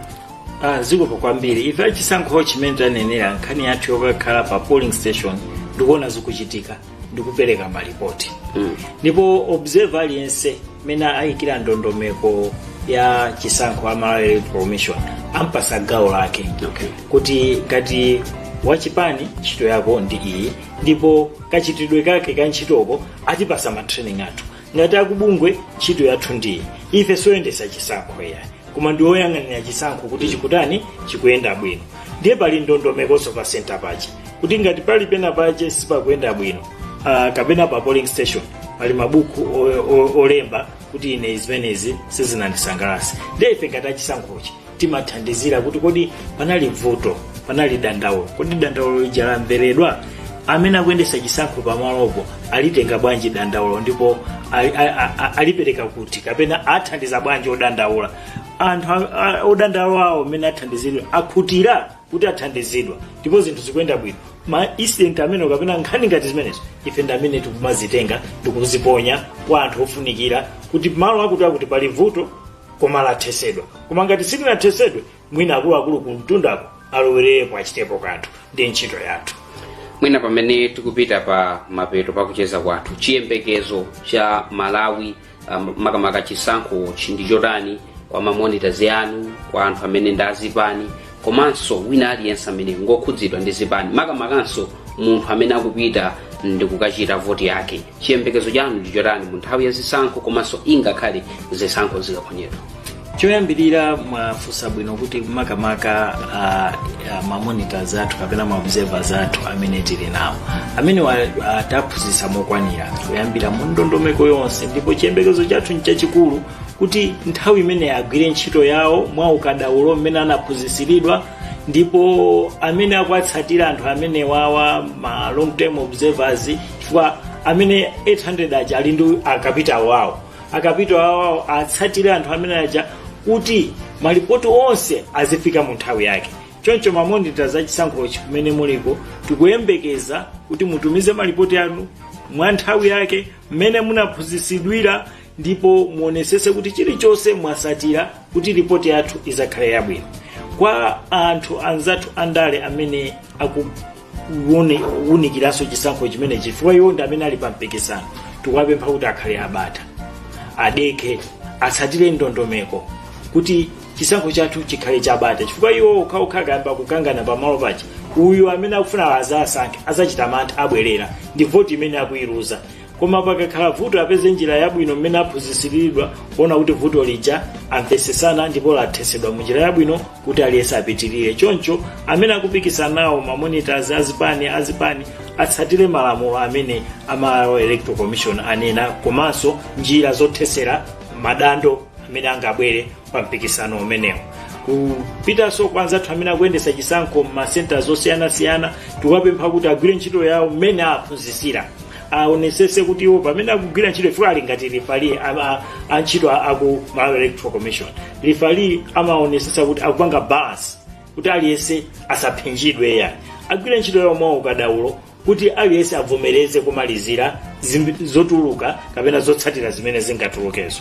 Komanso Amalawi tonse amene tikupanga gawo kapena tili ndi chidwi pa ntchito ya chisankho imeneyi tiye tipewe kutulusa nkhani zimene zingabwerese kugawekana kapena kusamvana kapena udani komanso nkhondo pakati pathu.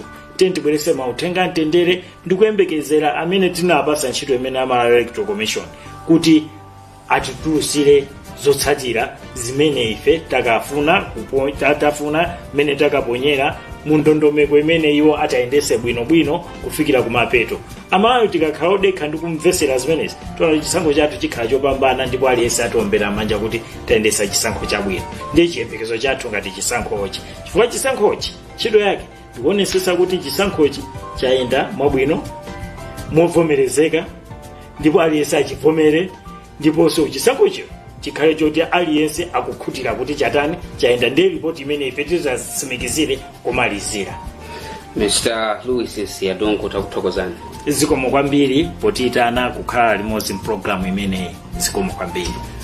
Mene muso ndi mene ndachezera ndi Louis Siyadongo kuchokera ku makamaka chisankho watch imene ndi bungwe lophatikiza ndithu mabungwe angapo kugamba za the Catholic Center for Justice and Peace CCJP komanso Public Affairs Committee PAC osaiwananso Gender Justice Unit GJU komanso meeting hub kapena kuti M hub kuonetsetsa kuti pamathelo pa zonse nyengo ya chisankho ino ikakhale yokomera Malawi aliyense nyengo ya chisankho ino ikakhale ndithu yobweretsa chimwemwe kwa onse oyenerera. Uthenga umene akufotokoza kwambiri ndoti wina aliyense akatsatire ndithu malamulo komanso dongosolo limene likuyenera kukhalira mu nthawi ya zisankho komanso ingakhale zisankho zikachitika. Ndine Sungana Nsiria mwakoma nonse.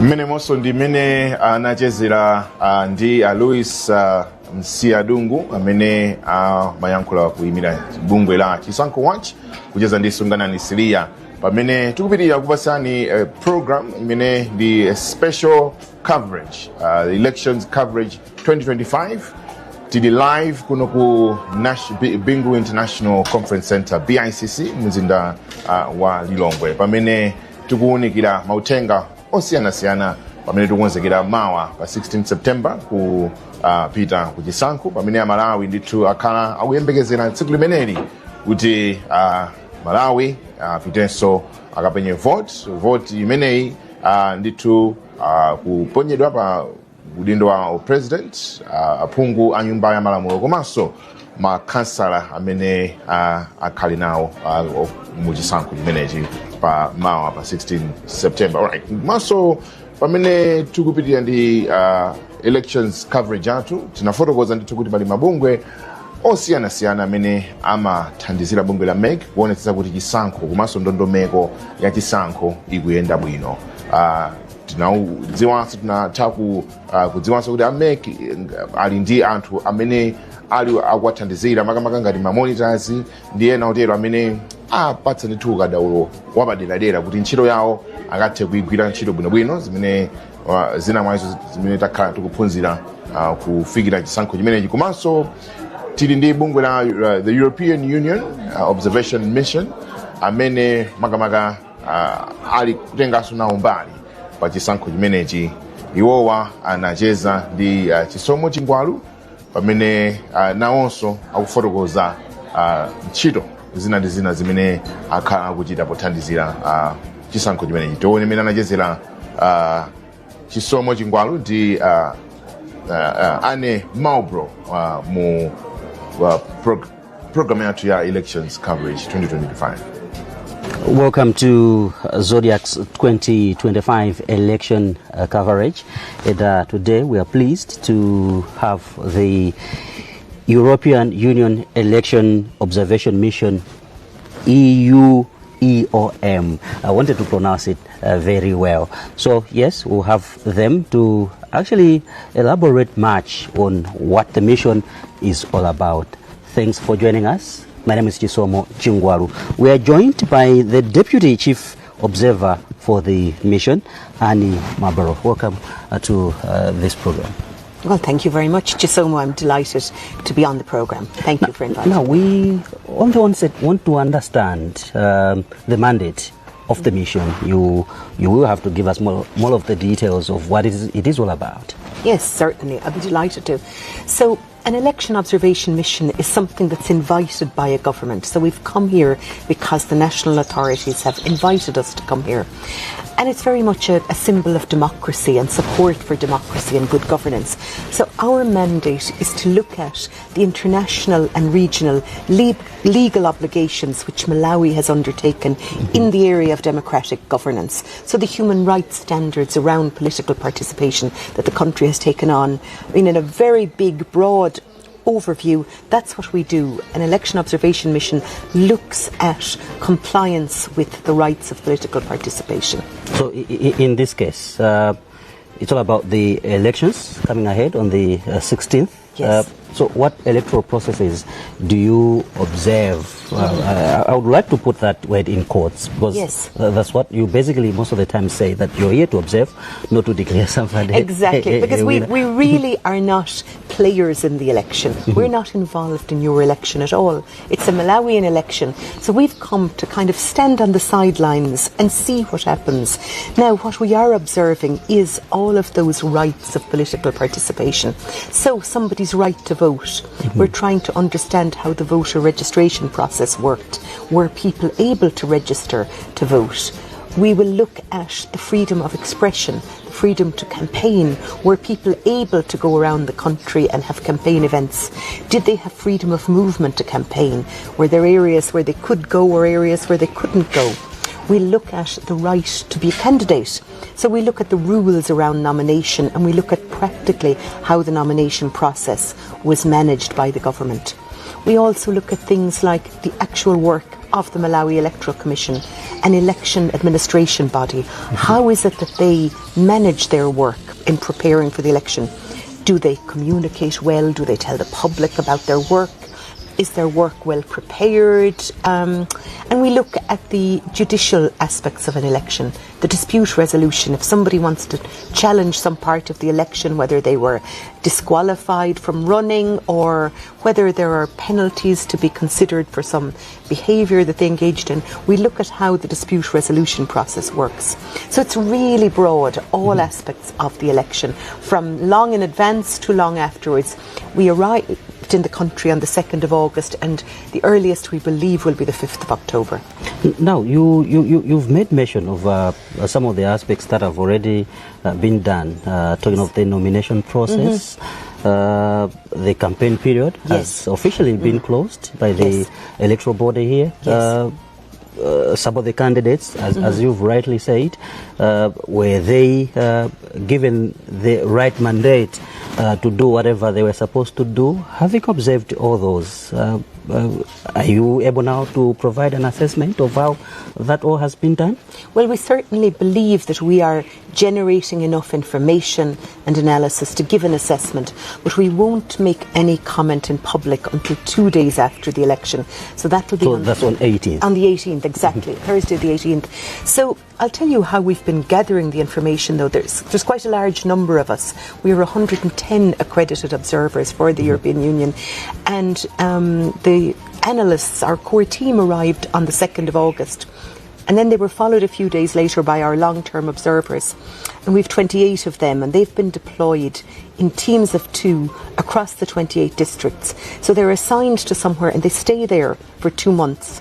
So we really try to observe in depth. So it's not just what we as individuals observe, it's that we talk to everybody.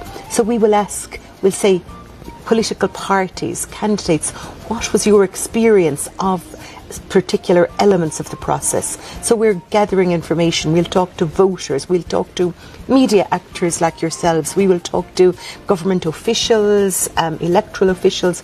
So we talk to people, but as well then, for example, we go to rallies. Our team has been observing campaign events around the country, and we look at it very methodologically. Was there violence, or what was the tone of the messages, or were women on the platform, were young people involved? We really try to look at all the ways that an election has an impact on somebody's rights and whether those rights were properly fulfilled and protected or not. Of course, we'll definitely have to come to that, to how you've viewed the whole electoral process. But you have mentioned that you have deployed to every district, that's 28 districts of Malawi. Yes. So initially, what impression do you have at the moment of the electoral preparedness for Malawi by all stakeholders? Yes. No, thank you for the question, but I'm sorry, for this one, it's premature to answer you, because really any comment on the election at this particular period, it could be seen as interference, prejudging. So we genuinely don't say anything until afterwards. And as well, at that stage, we will have gathered all the information from across the country. You know, I'm sitting in Lilongwe, so I have a particular view from Lilongwe, but we have to make sure the views are really balanced across the country and properly informed. So we really have no assessment yet. It'll come in 2 days' time. And indeed, you might be disappointed that the further assessment will take even a little more time. We publish a final report 1 to 3 months after the election day, and that gives even more detailed analysis of the election with recommendations for law reform. I'm afraid I'll be disappointed indeed, because I also wanted to ask on the accountability and transparency of electoral stakeholders, talking of Malawi Electoral Commission, MEC, even the candidates themselves, party financing. I'm afraid. Should I be afraid that you also not tackle that? No, I'm afraid. Yes, and I'm afraid too, because I don't like to disappoint you. But the reality is, what I can say is, we've been really welcomed to the country. People have been very friendly towards us, and they've been very open. So we have asked questions about all of those issues. We've talked to all of the stakeholders. But the thing is, we still just have that information and the final analysis will only be delivered on Thursday, because we have to observe all the stages, and then our view comes at the end. And so our preliminary statement will be on Thursday, but that isn't our final view, because the election will still be ongoing on Thursday. There'll possibly be still tabulation ongoing. The results probably won't be declared at that stage. So really, we don't want to be premature either. So it wouldn't be right. But I'll be tempted to ask, because you've carried these missions for over years, close to 20 years. How has it been like in other countries? Well, I really only going to talk to you about Malawi, but you're right to say that the European Union has been engaged in election observation around the world for a long time. For us, it's a really important element of our cooperative relationship with partners, with countries that we want to support, that we want to bolster democracy. But so what I can tell you that we will say on Thursday is we will have some findings, because some elements of the election will be over at that stage. The campaign will have come to an end, so we will have a very good assessment of the elements of the campaign that we have been observing. And also we've been observing the media very closely, public and private media, the traditional media, newspapers, so the print, broadcast, television and radio. Social media. Exactly, and social media. So all of that activity, the campaign in the media, is going to end before Thursday. So we will have findings in the area of how the media has performed, because there are standards in the law about neutrality, impartiality, coverage to the different candidates, the type of speech that's allowed or not allowed. So we will comment on some of those areas on Thursday. So you can look forward to lots of information. So but still more. Yes. We can tap into your experience on how it's been like. Like you've said, you've already met the media, some of them, even Zodiac, and other media outlets. You've met other electoral stakeholders as well. How has it been like, the reception from these stakeholders? And the reception has been excellent. I know that it's something that everybody says, but I want to say it as well. And that's very much about Malawi being the warm heart of Africa. We've been really well received, because we have people all over the country now who've gone and moved into a community, been welcomed by the local authorities, by traditional authorities, by the political parties, by religious leaders, by the people. So we haven't had any negative experiences. We've just had positive experiences, and we hope that that's what will continue, because we're remaining on in the country to accompany the next stages of the electoral process. Now, in the onset, we talked about the mission. Yes. So as to observe the elections. Maybe you might want to unravel that way, observe what it means in regards to the mandate of the mission.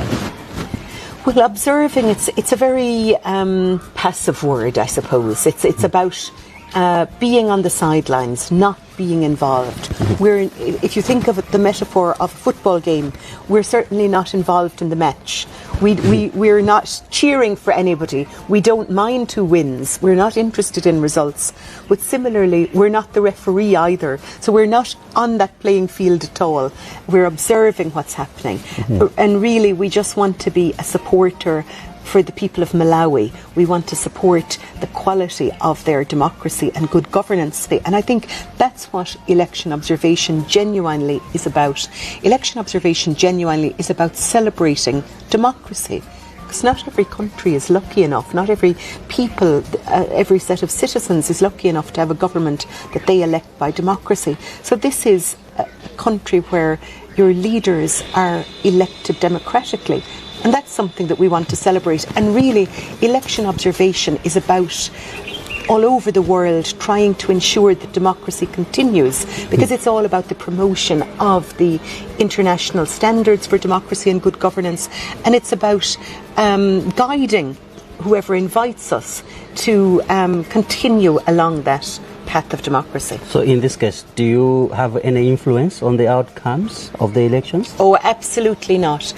You'll be disappointed to hear that often I leave countries and I quickly forget who won the election, because it's all about engaging with the people, observing the process, falling in love with Malawi, but not really minding what the outcome is, as long as it's reflecting the vote of the people. And that's I was asking particularly this question because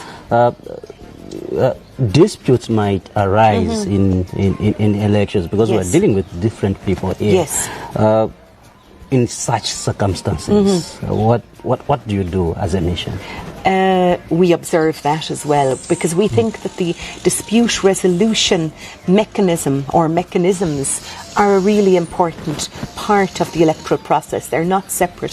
So in this country you really have quite an architecture of peace. You have things like the multi-party liaison committees, you have your Peace and Unity Commission, you have the role of all sorts of different traditional leaders, religious leaders, the PAC. You have so many actors who are all promoting peace. So we observe all of that. We observe alternative dispute resolution, and we observe judicial dispute resolution. So it's something that we comment on as part of our analysis. So beyond saying yes, we're really aware of it and we're trying to be knowledgeable and well informed, again we'll comment on it when the time comes, but we don't get involved in the disputes in any way. That's not our role. We're a really technical mission. It's a very specific, narrow mandate that we have. So most of us are sort of technicians around the area of law and elections, that we're looking at how elections are conducted, and we're saying, well, yes, those are the legal obligations and these are the steps you can undertake to move closer to fulfillment of those obligations, and that's what we do. Well, in case you're just joining us, this is a special segment for the elections coverage, and today we have the Deputy Chief of Mission for the mission that is the EU that is conducting here in Malawi. That's the EU mission, and we have Andy Marlborough explaining and outlining more of what is the mandate of the EU in the elections that Malawi is having. Now, before we went to the break, you've outlined more of the mandate of EU mission here in Malawi, and you talked of in 28 districts, your visibility is there. Now, how are you working with other institutions, both local and international? Of course, you mentioned of some stakeholders that we've already made, and those that you are in discussions. But now we're talking of other institutions as well that are conducting observation missions. How are you working with those? We collaborate quite closely with other observer groups, because we're all parties to this declaration of principles for election observation as to the correct approaches, the methodologies, the means of undertaking election observation. So in that context, we talk to the citizen observers in a country. So here in Malawi, we've been talking quite a lot to Chisanko Watch and to the National Initiative for Civic Education, whereas now in recent days also the Africa Union COMESA have arrived in the country, and we've met them, and we are going to meet the SADC mission tomorrow. So it's something that's standard for us to collaborate with other international observer missions. That being said, our findings will be our own. We gather our own evidence, we conduct our own analysis, we talk about our findings to others, but what we deliver in our documents will be our own data from our own observation. Because I was asking this question because some of them have established what they call situation rules.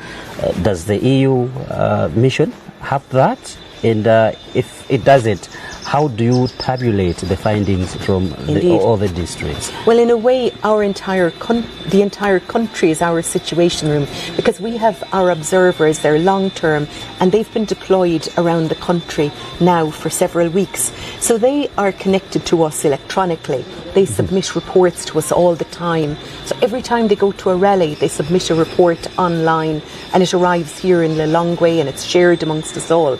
So we're gathering information directly from the field ourselves here all the time. Any specific challenges or obstacles that the mission has faced so far? Not at all. We have had a really great experience here in Malawi undertaking this observation. We've been so welcomed, as I told you. We have been able to find lots of highly qualified people to work with us. Because if you think about it, we're foreigners arriving in the country and we don't speak the local languages. So we've hired many assistants who are navigating Malawi for us, helping us. We've hired drivers who know the locality, and so we've hired people who speak Chitumbuka, Chichewa, and then they allow us to work. So no, we really have been very fortunate in this mission. I think we're all very pleased that we got the privilege to come on this mission. It was a very desirable mission to come on. Now, talking of the briefing that you have on 18th. Yes. Will this be part of releasing your findings and as well recommendations? Yes. So what we will do on the 18th is it will be a press conference that will be public, that will be live streamed on the internet, and that will give our preliminary findings. So it will address all of the areas that we've been talking about here today, such as the conduct of the campaign, voter registration, candidate nomination, the media, the social media, the electoral dispute resolution, the use of technology in the elections. It will be very broad, but it will be our preliminary findings. And then 1 to 3 months later, we'll return with a much more substantial document, which will include a set of recommendations for electoral reform, where we see reform might be necessary. But how will this now feed into the EU policy, but as well future engagements with the home heart of Africa, Malawi? Yes. Good question, because yes, after a while, this observation mission will cease to exist, will vanish into thin air. But that report that we leave behind is really the legacy of the mission. And the set of recommendations in there, we hope will inform the ongoing dialogue between the European Union and Malawi in the next 5 years, because the next electoral cycle begins very quickly. So it really depends. I don't know yet what recommendations we will offer, but it could be something about, for example, the empowerment of women to be more politically active, and we will give lots of recommendations, and then it's for the EU delegation in dialogue with the authorities in Malawi to identify where areas of cooperation would be appropriate for the future. Now, as we come to an end, yes. In 2019 we had elections where we had observation missions. EU was here. Yes. In 2020 we had a re-election, a rerun that we had. I'm afraid, if I've forgotten, but we did not have international observers. So this time around, how should people trust the international observers, including EU? I would like to think that there's no reason not to trust international observers, and particularly not to trust the European Union. We undertake election observation very, very seriously. It's a real privilege to be invited to a country to observe the elections, and we want to be a useful contributing factor to the bolstering of democracy in a country. That's our role, and that's what we see it as. We do not see it as in any way interfering in an electoral process. So we would like that people would accept that we are on the sidelines, that we're not involved in your election in any way. We are observers, and we're offering something in the spirit of cooperation, which is our report, our analysis and our recommendations. But Malawi is a sovereign state. So Malawi chose to invite us, and we're very grateful. But Malawi can do as it wishes with our report and with our recommendations. In your sovereign state, you decide if you think, wow, that's a good idea and maybe we should think about that, or maybe not. But I can tell you that this is the 5th election observation mission that the EU has undertaken here in Malawi. And we have offered recommendations during all the previous election observation missions, and many of them have been adopted. Many of them have been reflected in legal change and in practical change. So what we're hoping is that people will say, that's useful. That's something that we value, having some external, neutral eyes looking at our electoral process to enhance it. It's all about making it better, and the reason behind that is it's about vindicating the rights of the citizens to have good elections and to comply with the international and regional standards that the government has said that the people should enjoy. The very last indeed. As you've said, you've been having these missions in different countries, and you provide your recommendations owing to the findings that you have. Yes. If they are not taken into fold as EU, what do you do? And what are your thoughts? I know you have experience on that.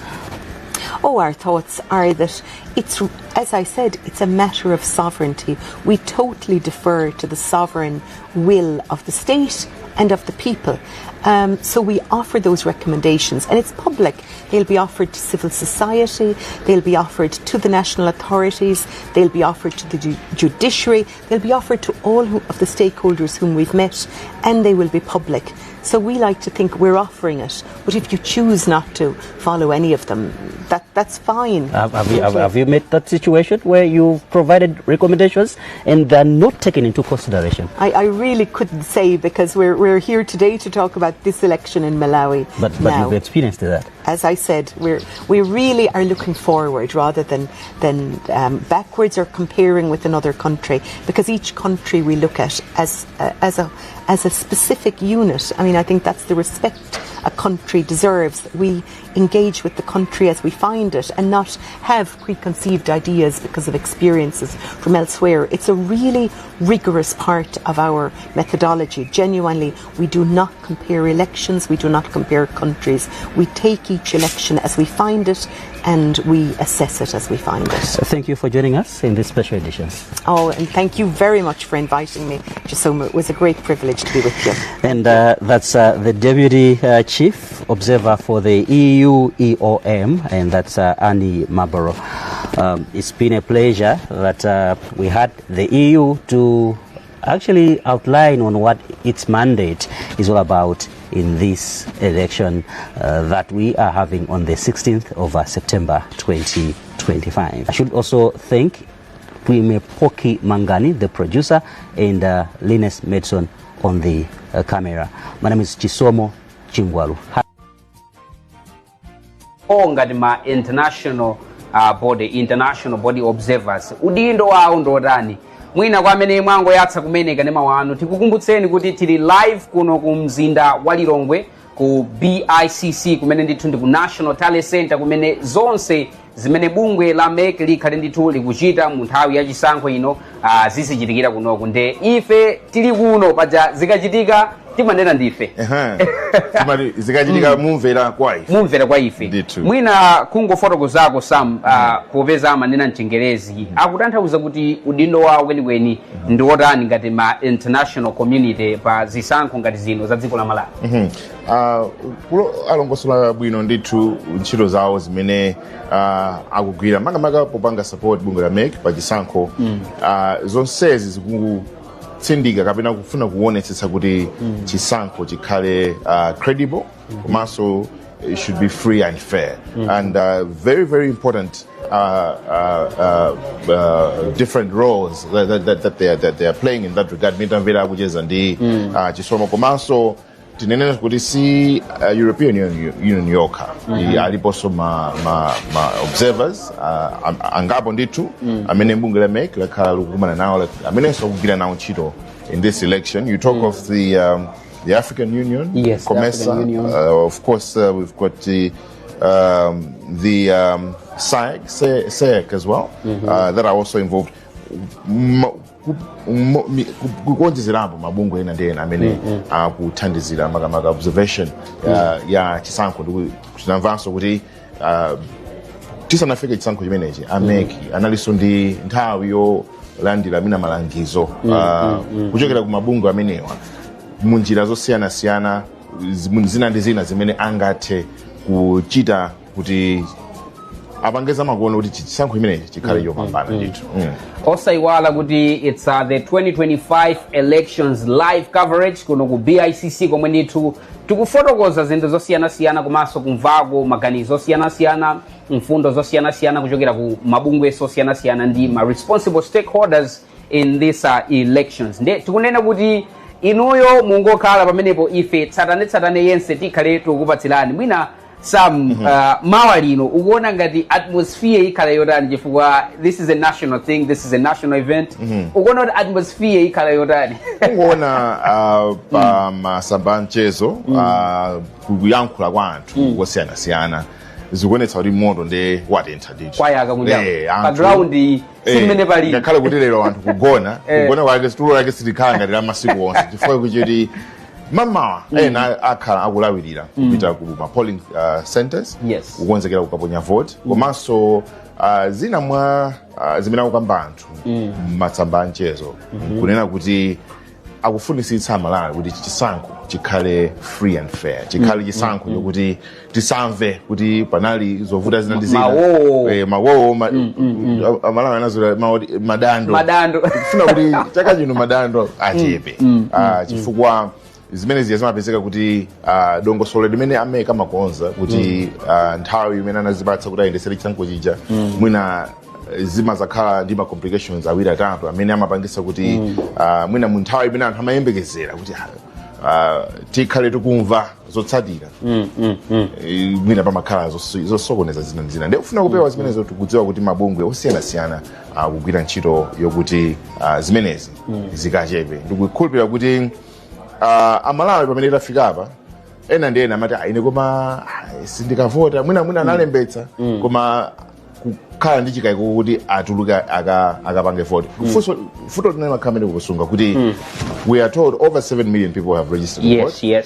Nkhani imakhala pa tsiku lovota amene adzatuluke kupita kukavota ndi angati chifukwa manamba amene otikhala tikuwuzidwanso tikudziwa mawa kuti tidziwa kuti mwina pa 7 million baja ndi angati amene anapita kukavota ndiyenso koma tinenenso kuti chachikulu Amalawi tilimbe mtima tipite ndithu maunyinji wathu ndinaona mmene timayamba program yathu amalongosola Justice Annabel Mtalimanja kunena kuti paliso chikonzero cha anthu osiyanasiyana pali anthu ena ali ndi maulemu ali nawo osiyanasiyana bungwe la MEC kukhala ndithu ndi chiganizo chokuti anthu amenewa afikiridwenso mu njira ina chifukwa Amalawi ambiri tikatuluka pita kovota ti ambiri ndithu amene akumakhala anthu amene amakhala ndi mavuto osiyanasiyana koma aliyense ndikukhulupirira kuti akatha kuthandizidwa chifukwa pa polling center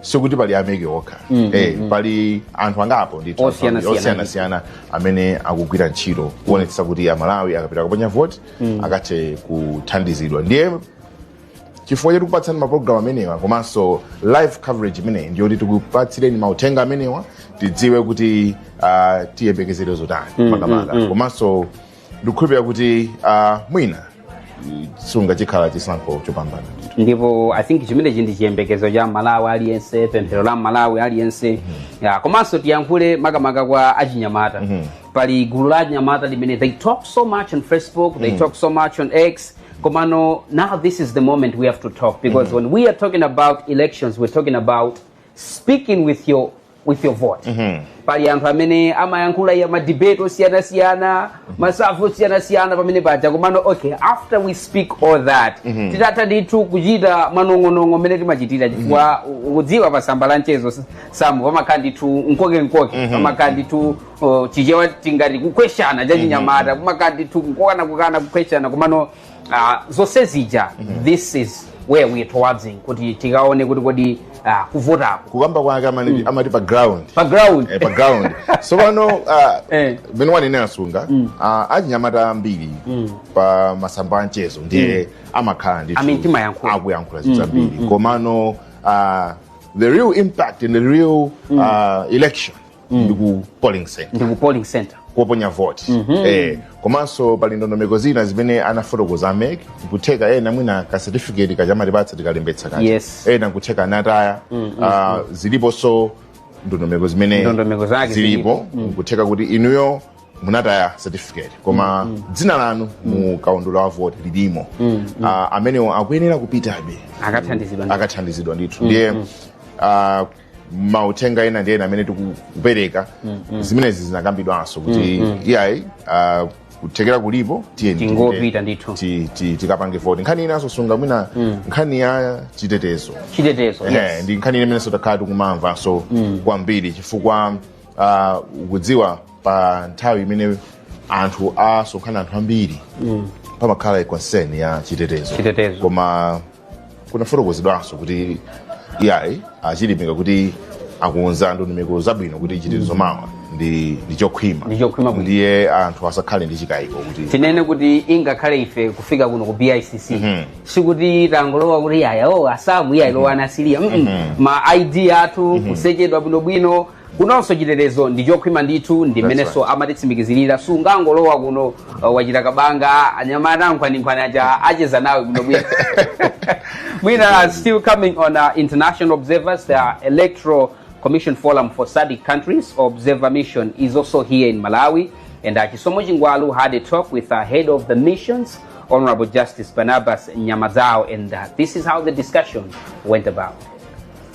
Hello and welcome to the Zodiac's 2025 election coverage, and this time around we are turning to the Electoral Commission's Forum for the Southern African Development Community SADC countries observer mission.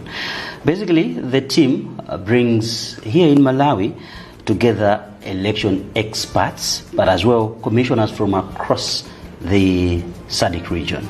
So we are joined by the team leader or head of mission for the mission that is here, and he is Honorable Justice Barnabas Nyamazabo. I think I've pronounced that name well. Yeah, I think you've pronounced it. It's Nyamazabo. Nyamazabo. Nyamazabo. Because sometimes the word war, it's pronounced as war in some circles. Yes. Now, tell us more about the mandate of this forum that is here in Malawi, but as well, in the onset, welcome to Malawi. Thank you very much. As introduced, I'm Barnabas Nyamazabo, head of mission of the Electoral Commission's Forum for SADC countries, or ECF for short. So this body is a body of an umbrella body of regional election management bodies in the SADC region. So we are around 15 members, starting from Zanzibar all the way down to South Africa, except for currently Madagascar and Comoros. Otherwise, all the SADC countries are the electoral bodies in the SADC region are members of this forum. This forum has been in existence for since 1998, which is around 28 years to 30 years. So it's quite an old organization. So, in other words, membership of the grouping is compulsory for countries in the region? It's not compulsory as such, but because election commissions in the SADC region see the value of being members of this forum, because it provides technical support, peer support, they found it necessary to be members of this forum. So, in this case, you're in Malawi to observe the 16th September election. What is your mandate as a forum? But our mandate, as we have already explained, we are practitioners or managers of elections. So our mandate will be to see how the Malawi Electoral Commission is prepared in actually managing this 16 September elections. So which key areas are you prioritizing in? We are looking at whether they have the sufficient ballot materials or materials to manage the elections, whether they have trained their staff to manage these elections, whether they have dispatched all the materials in time to the various polling stations. But in this case, some of these have already been conducted. As we speak, Malawi Electoral Commission Med Chair Justice Annabel Ntalimanja told the media on Saturday that by Sunday evening, all materials for the elections, but as well personnel, will be deployed to all polling centers. In your assessment, how has the process been like? Yes, the process has been, because even yesterday we actually went to their warehouse, their main warehouse, where they actually showed us that they've already dispatched the materials to the various polling stations. And those are some of the things that we look at and see whether the commission is prepared.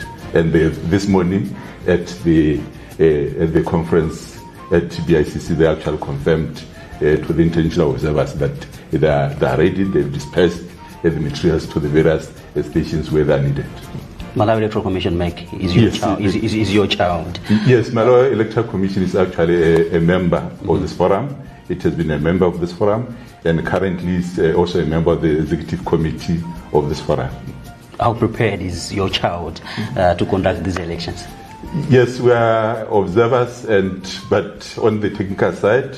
So we are looking at the processes. The processes are not concluded. So at the end of the conclusion, the process, immediately after the 16th of September, this forum will actually issue a preliminary report, together with other international organizations, as to whether the Malawi Commission was prepared. For now, we can't issue because we are guided by international statutes and also the regional statutes on the management of elections. So after the process has been concluded, because now it has not been concluded, the elections are still to come on the 16th of September.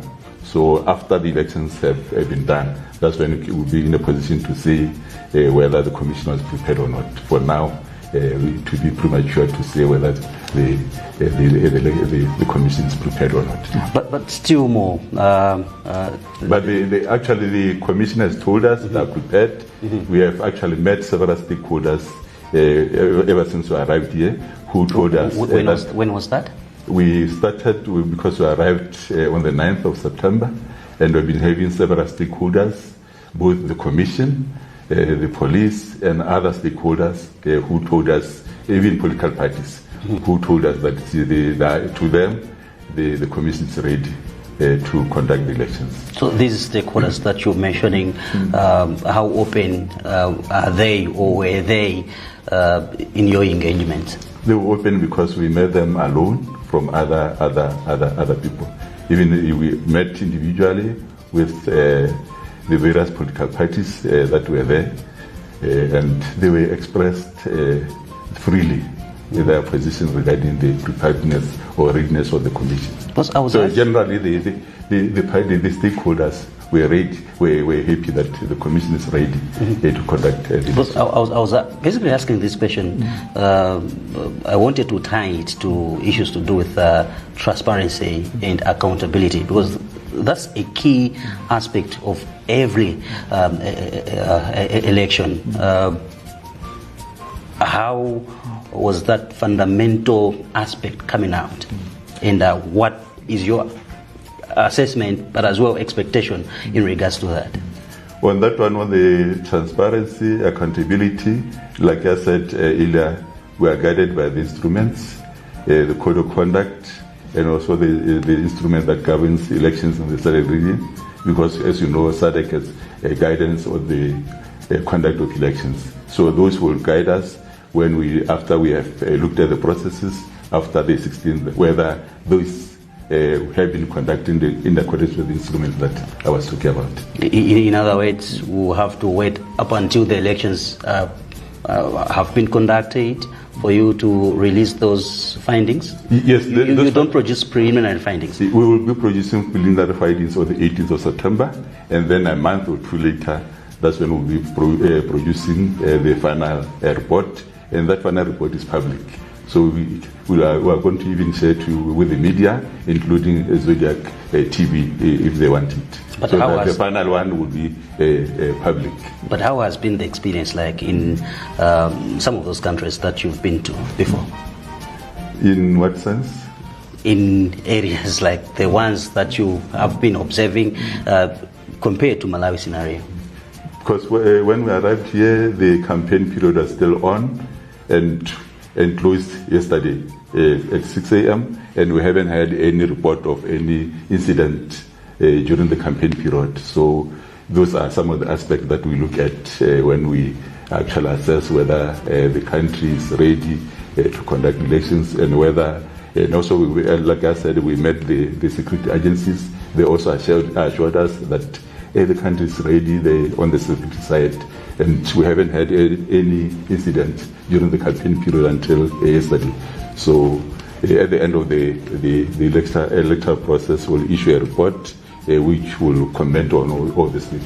But of course, I know you, as a forum, you produce a report, but as well offer your recommendations to whatever you found.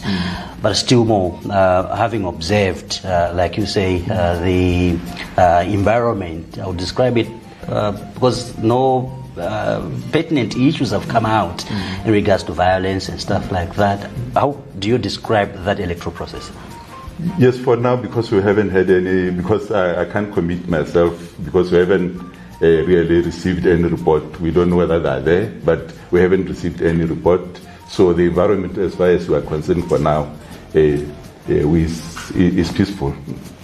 As electoral commissions forum for SADC countries, any gaps that you've noticed, but as well challenges, if there are any, that you've faced? The challenges that the Commission has told us is the misinformation, disinformation that is there out there in the social media. So those are some of the challenges that the Commission has told us. So we will also issue or comment on that those issues in our report. But how can that affect the whole electoral process? So any commission, in fact, we feel we are election management experts or practitioners. Every commission in the SADC region faces those kind of challenges. So we deal with these stakeholders. We usually advise the stakeholders really to align or conform to the laws of the countries that the elections are taking place. So those are the common challenges that faces any commission in the region. And that expertise has been shared with the Malawi Electoral Commission, right? Yes, that expertise has been also shared with the Commission, and we share, like we've been saying, we will offer technical support, peer support for our various commissions, so that area also has been we have shared with the Commission. In case you make and even various commissions in the SADC region. In case you're just joining us, and this is the special edition of our election coverage by Zodiac Broadcasting Station, and today we are joined by Honorable Justice Barnabas Nyambadzavo, the head of mission for the SADC Independent Electoral Commission, and he's just outlining the mandate of the mission that they are doing here in Malawi as we run up for the 16 September elections. And as we were going to the break, you outlined perfectly the mandate and whatever the mission is all about. But still more, others would wish to know if you've received any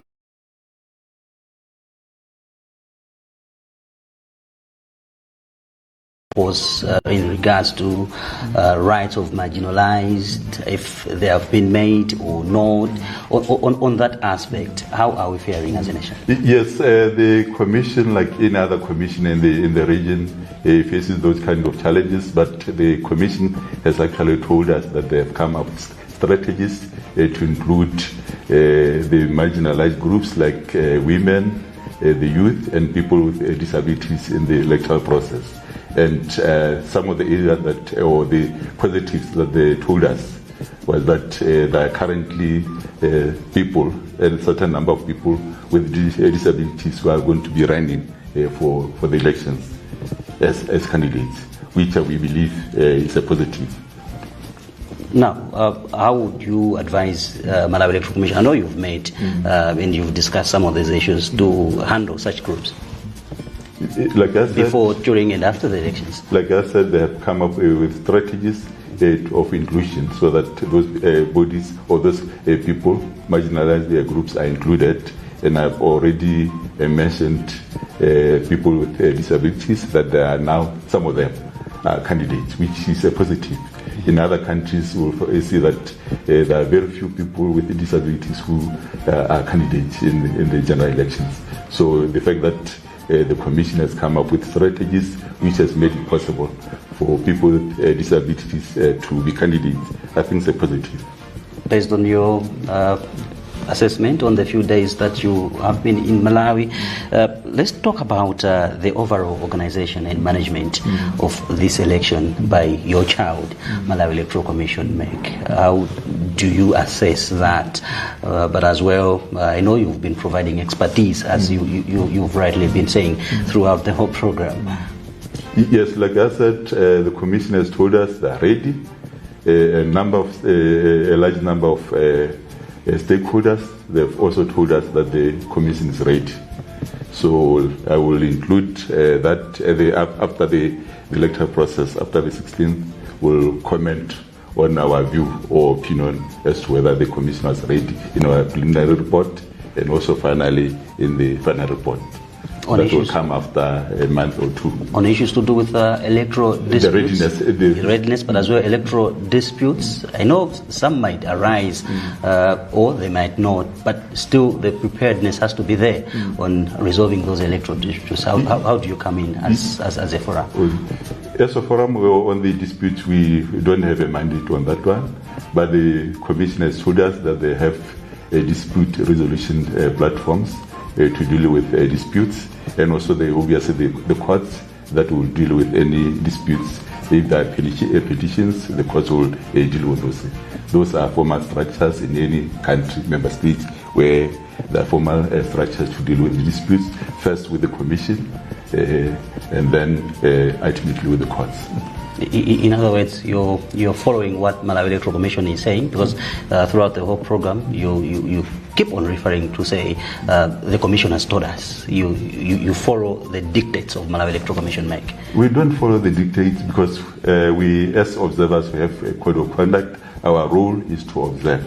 We don't monitor the commission. We observe the processes, whether the processes that are done by the commission are aligned with the law, because there's the laws for Malawi, which guides or manages elections. There are also international instruments. There are also regional instruments in the SADC region as to how elections, which are considered to be transparent, accountable, free and fair, are managed. So we look at those instruments and see whether, and actually see and see whether the commission is actually aligned with those instruments. So where I was driving at is you've been observing elections in different countries in the region, and there are best practices that we can draw from those countries that you've actually observed elections, any that we can marry here in Malawi, so that we can take 1, 2 or 3 leaves from the missions that you've managed. You see, every country has its own laws which governs elections. So when international observers come to a country, they are guided first by the laws of that country and also the instrument that I was talking about. So we can't really compare countries. We are focused here in Malawi. Malawi has its own laws which we use to guide us as to whether the commission is complying with the law of Malawi, and also whether the commission is also complying with the instruments that I was talking about that guide democratic elections in the SADC region and also international. So those are the guidelines. But the international principles that you've been the international principles that you've been mentioning apply in all the countries in the region. Yes, they apply in all the countries. Like Malawi is a member of this forum, is a member of the SADC region. So those guidelines are there to guide the commission to manage these elections. Now, coming to the findings, but as well recommendations from your observer mission, when do we expect it as Malawi? But as well from there, how do we move on?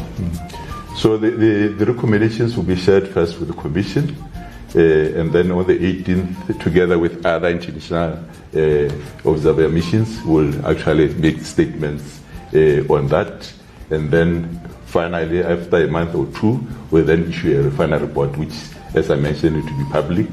Everyone, including your TV station, if you want the report, you'll get it from our forum.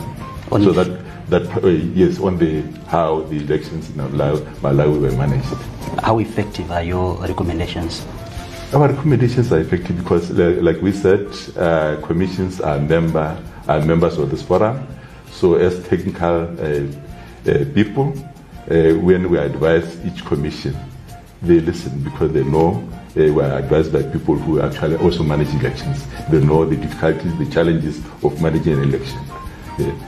So maybe other observers, because they maybe look at other aspects, it may be a challenge. But for commissions who manage elections, when you advise a fellow commission, they listen because they know I'm being advised by people who have actually gone through the processes and challenges of managing the election. Do you stamp any authority in case the recommendations are not being followed?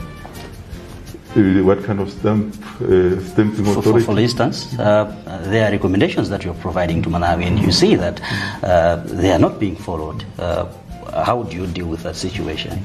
We always engage commissions where recommendations are followed. The forum will always keep on checking with the commission as to how far they're dealing with the recommendations.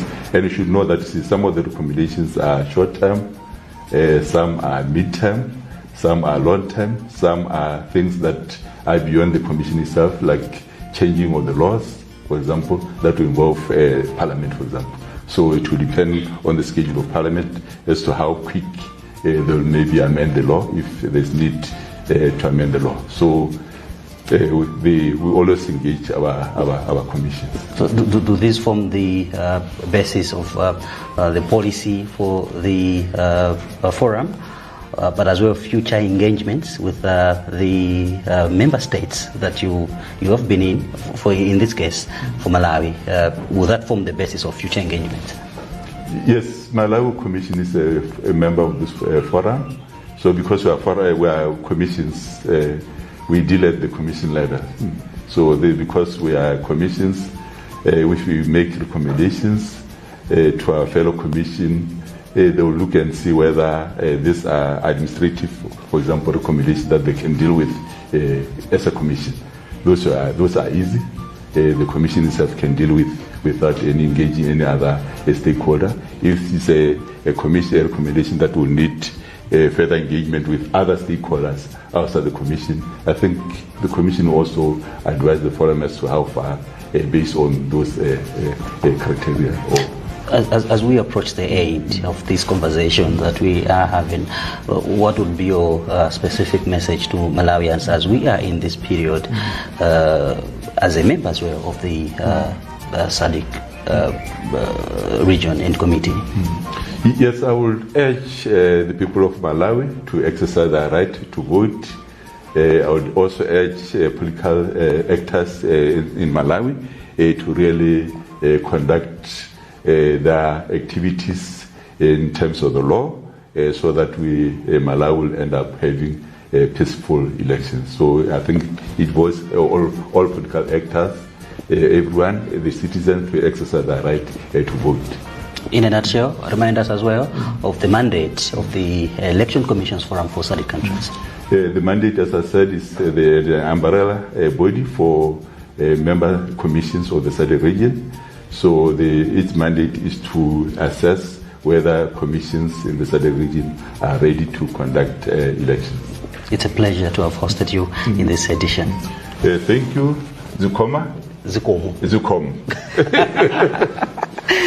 Yeah, so that's Honorable. I hope I'll pronounce this name well now, based on the conversation that we've had. He is Honorable Justice Barnabas Nyamazabo. He is the head of the mission, but as well chairperson of the Independent Electoral Commission, IEC of Botswana. You have the word independent for the Electoral Commission there. Yes, we have indeed the word Independent Electoral Commission. Why?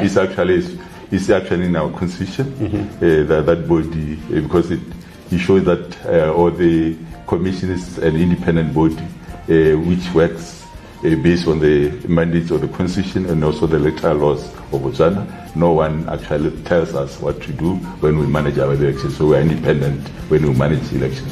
I'm afraid I wanted to ask, is Malawi Electoral Commission make independent with through your observations? I know you will say no, provide that in our recommendations. Are you going to say that? No, that one it depends on the commission and also the people of Malawi whether they want to put the word independent or not.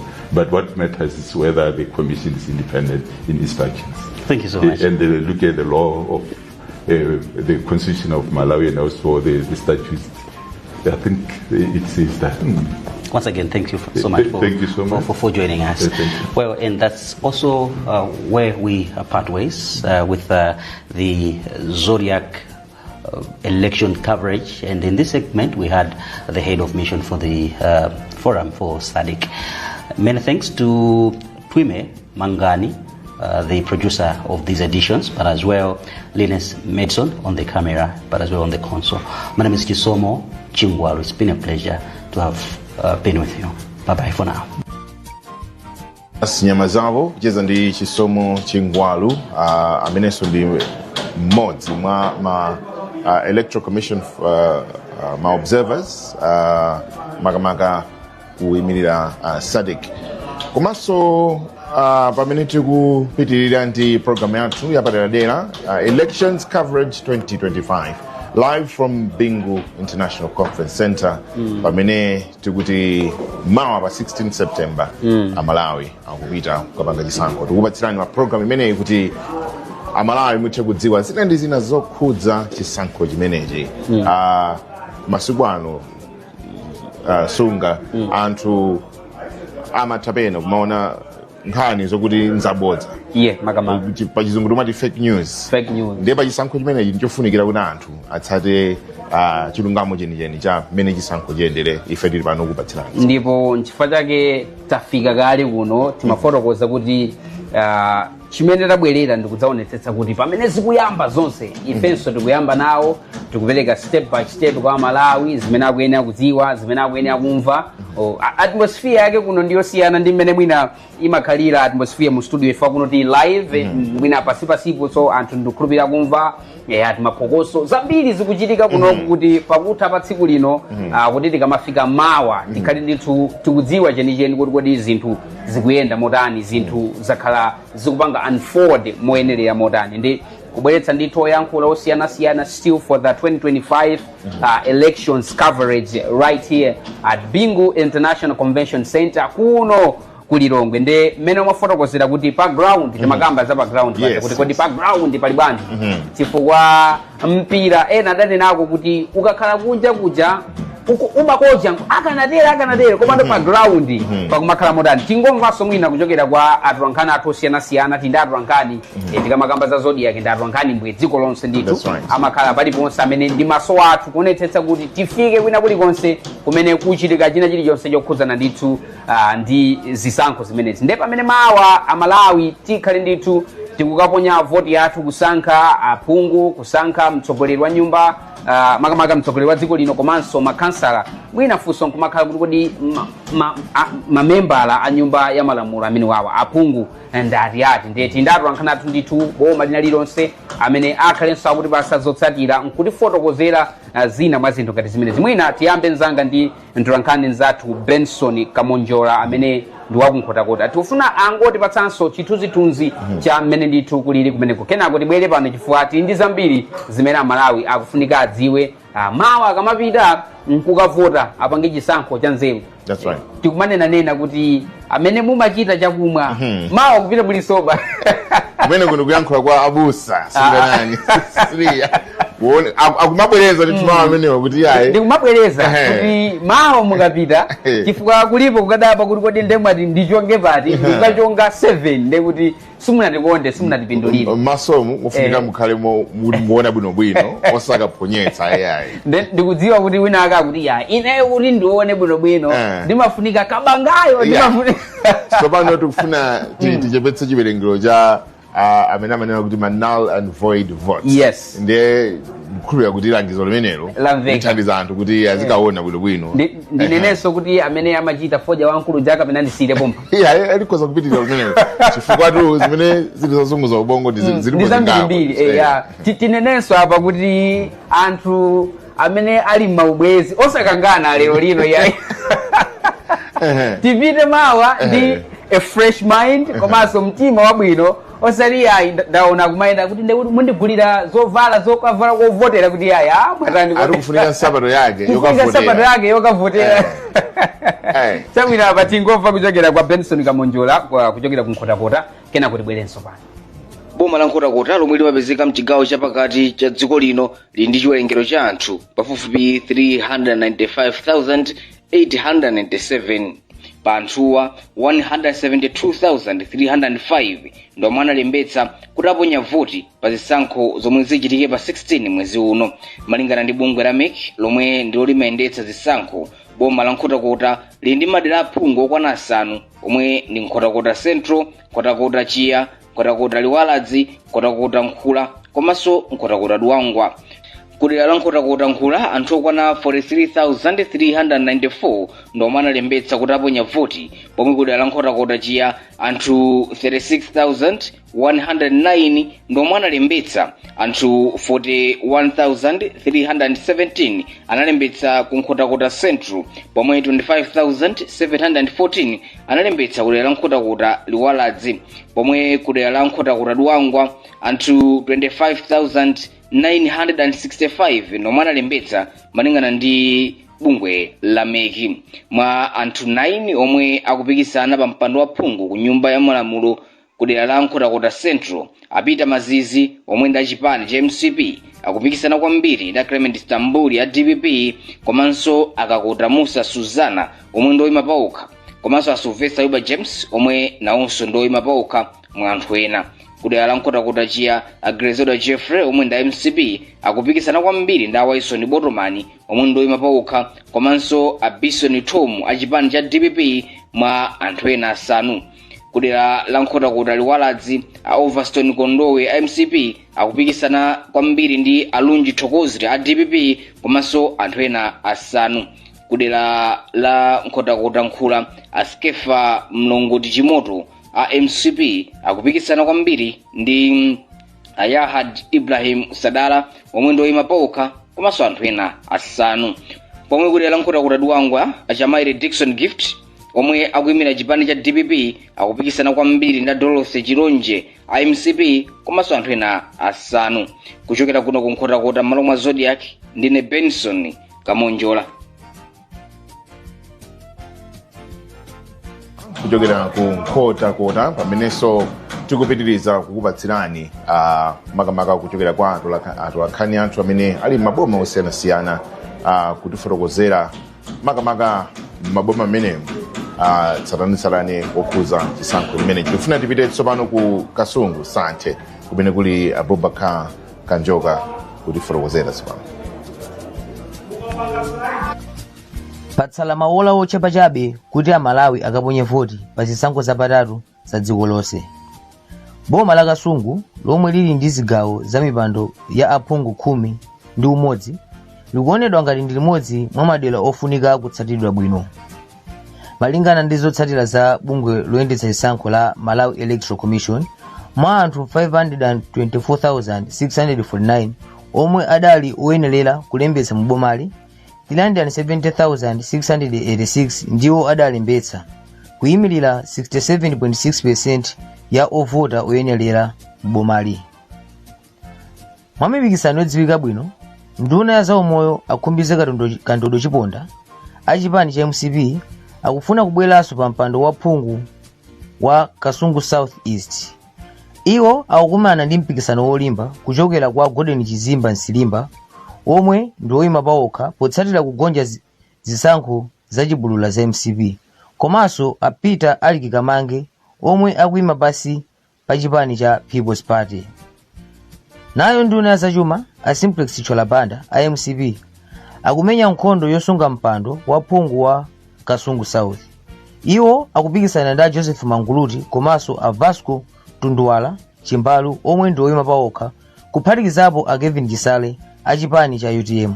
Ku Kasungu West yomwe adali phungu wa chipani cha MCP a Jeles Bonongwe akukumana ndi opikisana nawo asanu ndi atatu ochokera ku zipani zosiyanasiyana komanso oyima paokha.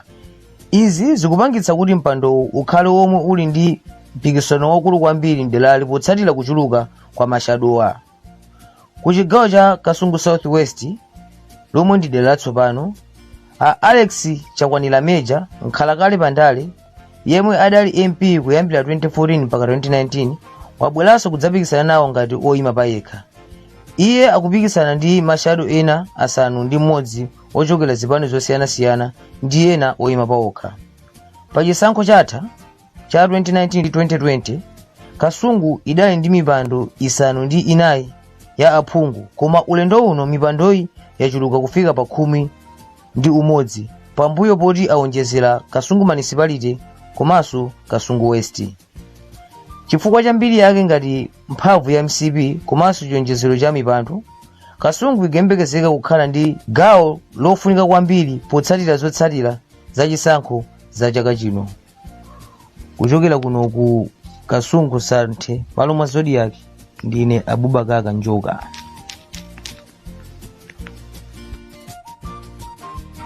Matu ku Kasungu kwa Santhe amene yuyu Abubakar Kanjoka kufotokozako statistics imene ikuyendera pa ground kugamba kuti anthu amene adalembetsa ndithu mu kaundu lawo ndochuluka chonchi koma anthu onse amene alipo ndotere nkukambanso ena mwa aphungu amene ndithu akupikisana madera ngati amenewo.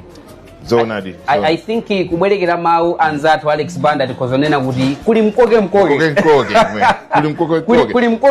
kumeneko tinamva mayina amene anachula kumeneko aizoona kuli mkoke kumeneko kuli mkoke zambiri tikhale kuti tikuzimva ndikuziona pamene ndithu masiku akusendera ndimakhala ndikudzifunsa ndekha kuti kodi ngati ma candidates panopa amene ndithu akuyimira u president komanso u MP ndi u councilor amakhala kumva bwanji.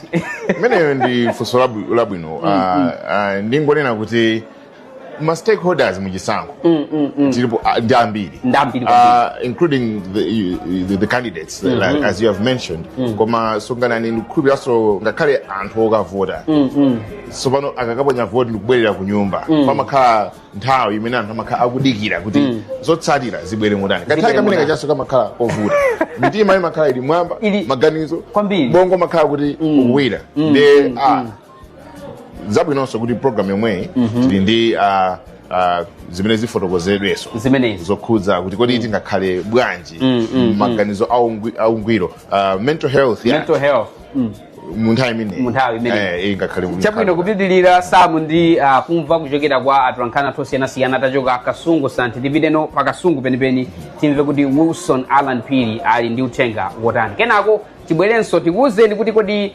kumeneku ena ndi kumudzi kwanu ena ndi malo mmadzi wachabe zinthu zikuyenda motani. Pa nthawi yomwe bungwe la Malawi Electoral Commission MEC limagawa madera aphungu komanso makansala mboma la Kasungu, maderawa anawagawa makonsolo awiri, konsolo ya mboma la Kasungu komanso konsolo ya tauni ya Kasungu. Mu konsolo ya mbomali muli madera 10 pomwe mu tauni ya mbomali muli dera limodzi lomwe ndi Kasungu Municipality. Pamene mu konsolo ya mbomali muli madera a Kasungu North, Kasungu Northwest, Kasungu West, Kasungu North-Northeast, Kasungu East, Kasungu Central, Kasungu Southeast, Kasungu Southwest, komanso Kasungu South.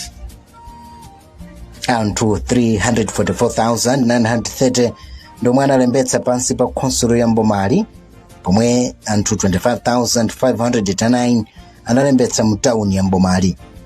Mbomali muli mkoke chifukwa anthu ambiri omwe akuyimira ndi oti anakhalapo nduna zaboma komanso phungu. Ku Kasungu East omwe akulimbirana ndiyemwe anali wachiwiri kwa speaker wa nyumba ya malamulo Amadalitso Kazombo komanso a Felix Nkhoma omwe anabwera ndi ganizo loyima palokha kutsatira kusakhutitsidwa ndi ndondomeko zina zoyendetsera chisankho chachipulula cha chipani cha MCP. Pamene ku Kasungu Northeast mpikisano wakula pakati pa nduna ya zamaphunziro aku primary komanso secondary ya Madalitso Wirima Kambawa ndi a Elias Wakuda Kamanga komanso a Steve Mikaya omwe ndoyima paokha. Ndipo mdera lomwe alikhazikitsa kumene la Kasungu Municipality kuli mkoke pakati pa Wisdom Chingwede, Anowo Mkubwe komanso a Ken Kandodo omwe anakhalapo nduna ya boma. Omwe madera awiri Kasungu Central komanso Kasungu North East ambiri omwe akuyimira anakhala pa phungu aderali malo mwa Zodiac ku Kasungu. Ine ndi Wilson Alan Phiri. Kumeneko kwa Wilson Alan Phiri kuchokera pa Kasungu. Tachoka Kasungu Sante kenako Kasungu tsopano. Mwina apa tilowere kuti? Tilowere ku Mchinji. Mchinji kumeneko? Yeah, tilowere ku Mchinji.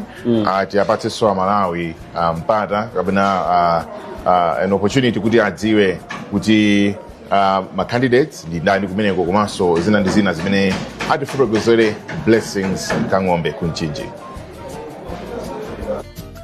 Boma la Mchinji lili ndi madera aphungu asanu ndi awiri 7 omwe ndi kuzambwe, kuvuma, kumpoto kuvuma, kumwera kuzambwe, komanso pakati kuvuma.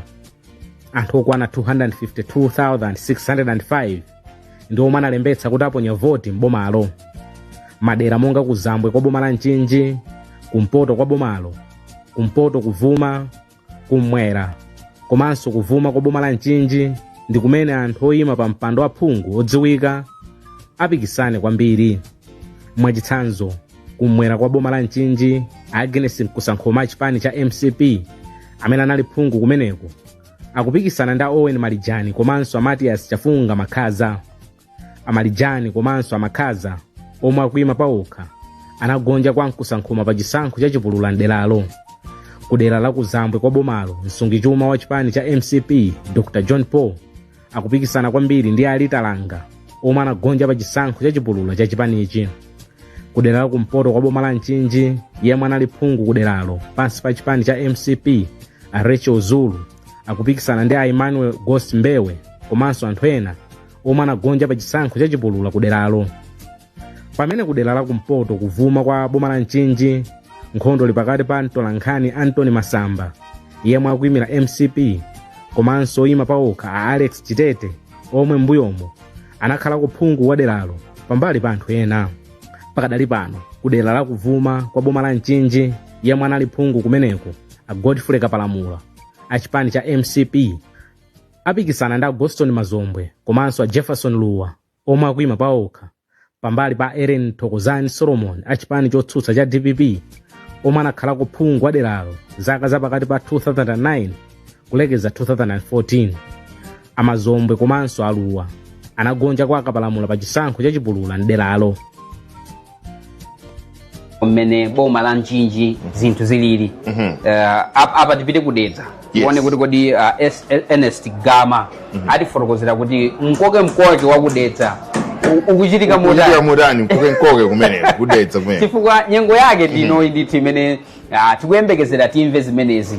Tikuyembekezera ndithu anthu osiyanasiyana, nkhope zosiyanasiyana zizikhala zikupikisana mwachoncho. Nde timve kuchokera kwa Ernest Gama kudedza kuti kodi aphungu amene ali kumeneko amene akuchita ndithu mkoke ndatiwo komanso anthu amene analembetsa ndochuluka motani, ndipo zinthu tiziyembekezere kuti mawa zikhale zikuchitika motani. Kenako tibwerenso tipitirire osayiwala tili live ndithu kuno ku BICC ndikumanena kuti phokoso limene mukulimvalo ndekuti moyo kuchitika. Pamene pali phokoso timadzoza kuti moyo ulipo. That's right. Yeah, kuno kuli zokonzekera zosiyanasiyana ndiye pamene we are just a few hours to go. Anthu amene akugwira ntchito kuno ku TALLY Center ambirimbiri amene mwina wanenera afusunga anthu kumadabwa kuti mahamala ndi choncho ndithu. Tione Ernest Gama kuchokera kudedza kena kuti bwerenso pano.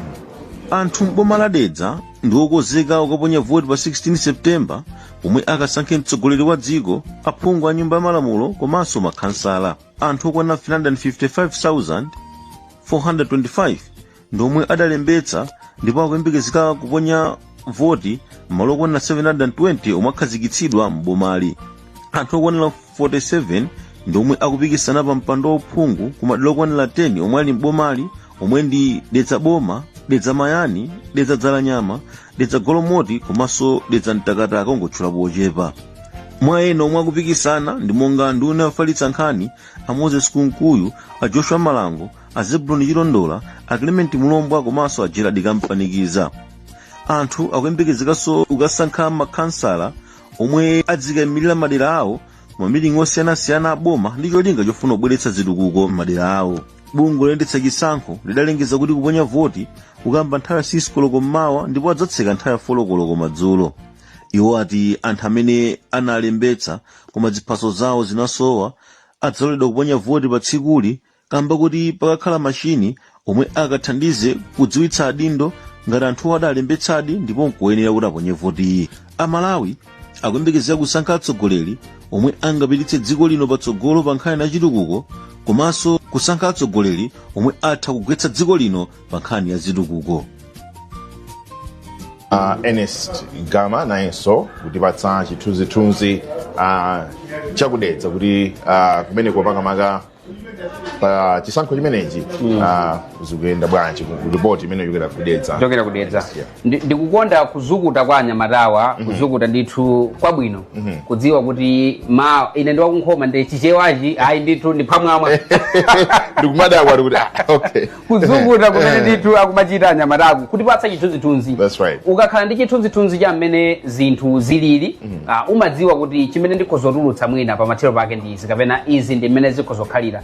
So anthu osiyanasiyana ndithu kuchokera kumene konso kudetsa kupereka mndandanda umene analembetsera zonsezi kuti zilipatse chithunzithunzi cha mawa lino chifukwa mchichewa cha masiku ano amati tigona panja lero ndi tsiku limene tigone panja sitikugona mpaka ndithu mawa lifike kenako tione kuti zonse zambira moteremu kenako mpakana zikutera pamwina kuchoka kudetsa tipite kuti kuchoka kudetsa mwina tiwere kunchewu kunchewu kumeneku Blessings Mbewe wakuzanso ripoti loti atiuze kuti kunchewu zili motani. Kaundula wa bungwe la Malawi Electoral Commission MEC mboma la Nchewu akuonetsa kuti anthu okwana 172,622 ndomwe analembetsa kuti aponye voti. Bomali lili ndi madera aphungu asanu ndi atatu omwe ndi Nchewu North, Nchewu Bwanje, Nchewu Northwest, Nchewu Central East, Nchewu Central, Nchewu Dzodzivai, Nchewu Central East komanso Nchewu South.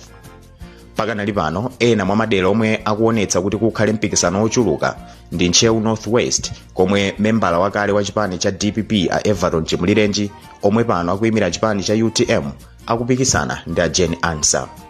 Dera lina ndi Nchewu Central East komwe a Norman Chisale a chipani cha DPP akupikisana ndi a Alexander Bulirani a chipani cha UTM, a Albert Mbawala MCP ndi ena oyima paokha.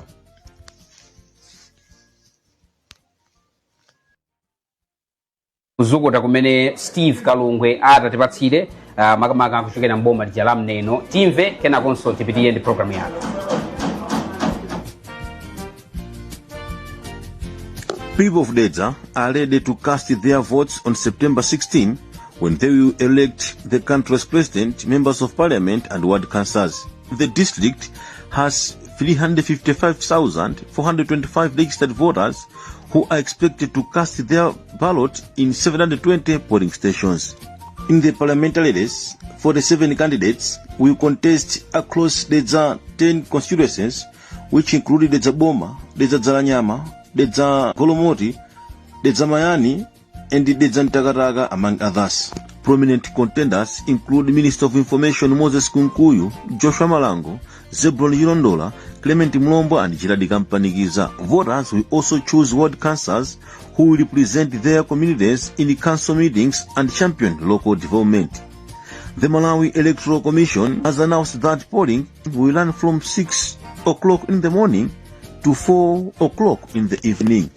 It has also clarified that voters who have misplaced their certificates but abuse on the voters' law will still be allowed to cast their ballot as the biometric machines will be used for verification. Observers say the elections give Malawians a decisive opportunity to choose leaders who can either drive development or drive the country's process.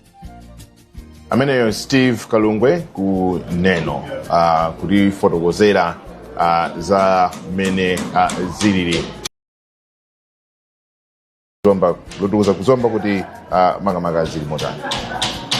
kuzomba chisankho chikuchitika makonsolo awiri omwe ndi konsolo ya boma la Zomba komanso konsolo ya tauni ya Zomba. Ku konsolo ya tauni ya Zomba kuli madera awiri a phungu omwe ndi Zomba City North komanso Zomba City South. Pamene ku konsolo ya boma la Zomba kuli madera 9 a phungu omwe ndi Zomba Malosa, Zomba Msondole, Zomba Chingale, Zomba Likangala, Zomba Changalume, Zomba Mtonya, Zomba Matiya, Zomba Thondwe komanso Zomba Chikomwe. Malingana ndi bungwe la Malawi Electoral Commission, ku Zomba City anthu pafupifupi 56,652 ndomwe analembesa kuti avote, ndipo pansi pa khonsolo ya boma la Zomba anthu 289,156 ndi amene akuonetsa kuti analembesa ndipo anavomerezedwa kuti avote. Mwa madera ena pamene chisankho chizichitika mukuonetsa kuti mukhoza kukhala mkoke wamkulu, komanso kuti madera ena apasachidwe anthu kamba kuti anthu afuna aonetsetse kuti anthu amene akuyima kumeneko achita bwanji. Madera awa ndi monga ku khonsolo ya town ya Zomba, kumene ku Zomba City South kumene Patricia Kayinga ali wachiwiri kwa nduna yona za ubale wa dziko lino ndi mayiko ena akuyimirira chipani cha MCP, komanso James Mpunga amene akuyimirira chipani cha DPP ndi Ayunus Musa omwenso anakhalapo nduna mbuyomu amene akuyimirira chipani cha UTM. Ku Zomba City North nakonso anthu alinakuchidwe pamene amene anali mfumu ya mzinda wa Zomba a Dave Maunde akuyima ku chipani cha UDF. Mark Botomani omwenso anakhalapo nduna mbuyomu nawonso akuyima ngati phungu oyima payekha ku dera la Matiya. Amenenso apereke chidwi ena ndi a Benedicto Chakame amene ndi mlembi wamkulu wa chipani cha PP amene akuyimanso ku Zomba Thondwe. Anoero Masangwi a chipani cha UTM ndiye nanso amene anthu akhali nawo chidwi kuyang'ana kuti achita bwanji ku Zomba Chikomwe, komanso a William Susuwere Banda omwenso anakhalapo nduna mbuyomu akuyima ku Zomba Changalume, kumenenso nawo akhale anthu akuona kuti akudikirira kuti aone kuti achita bwanji, kumene kuliso anthu ena asanu ndi anayi kuphatikizapo Arone Phiri amene akupikisana nawo. Kuno ku Zomba ndi Rafael Mlozowa.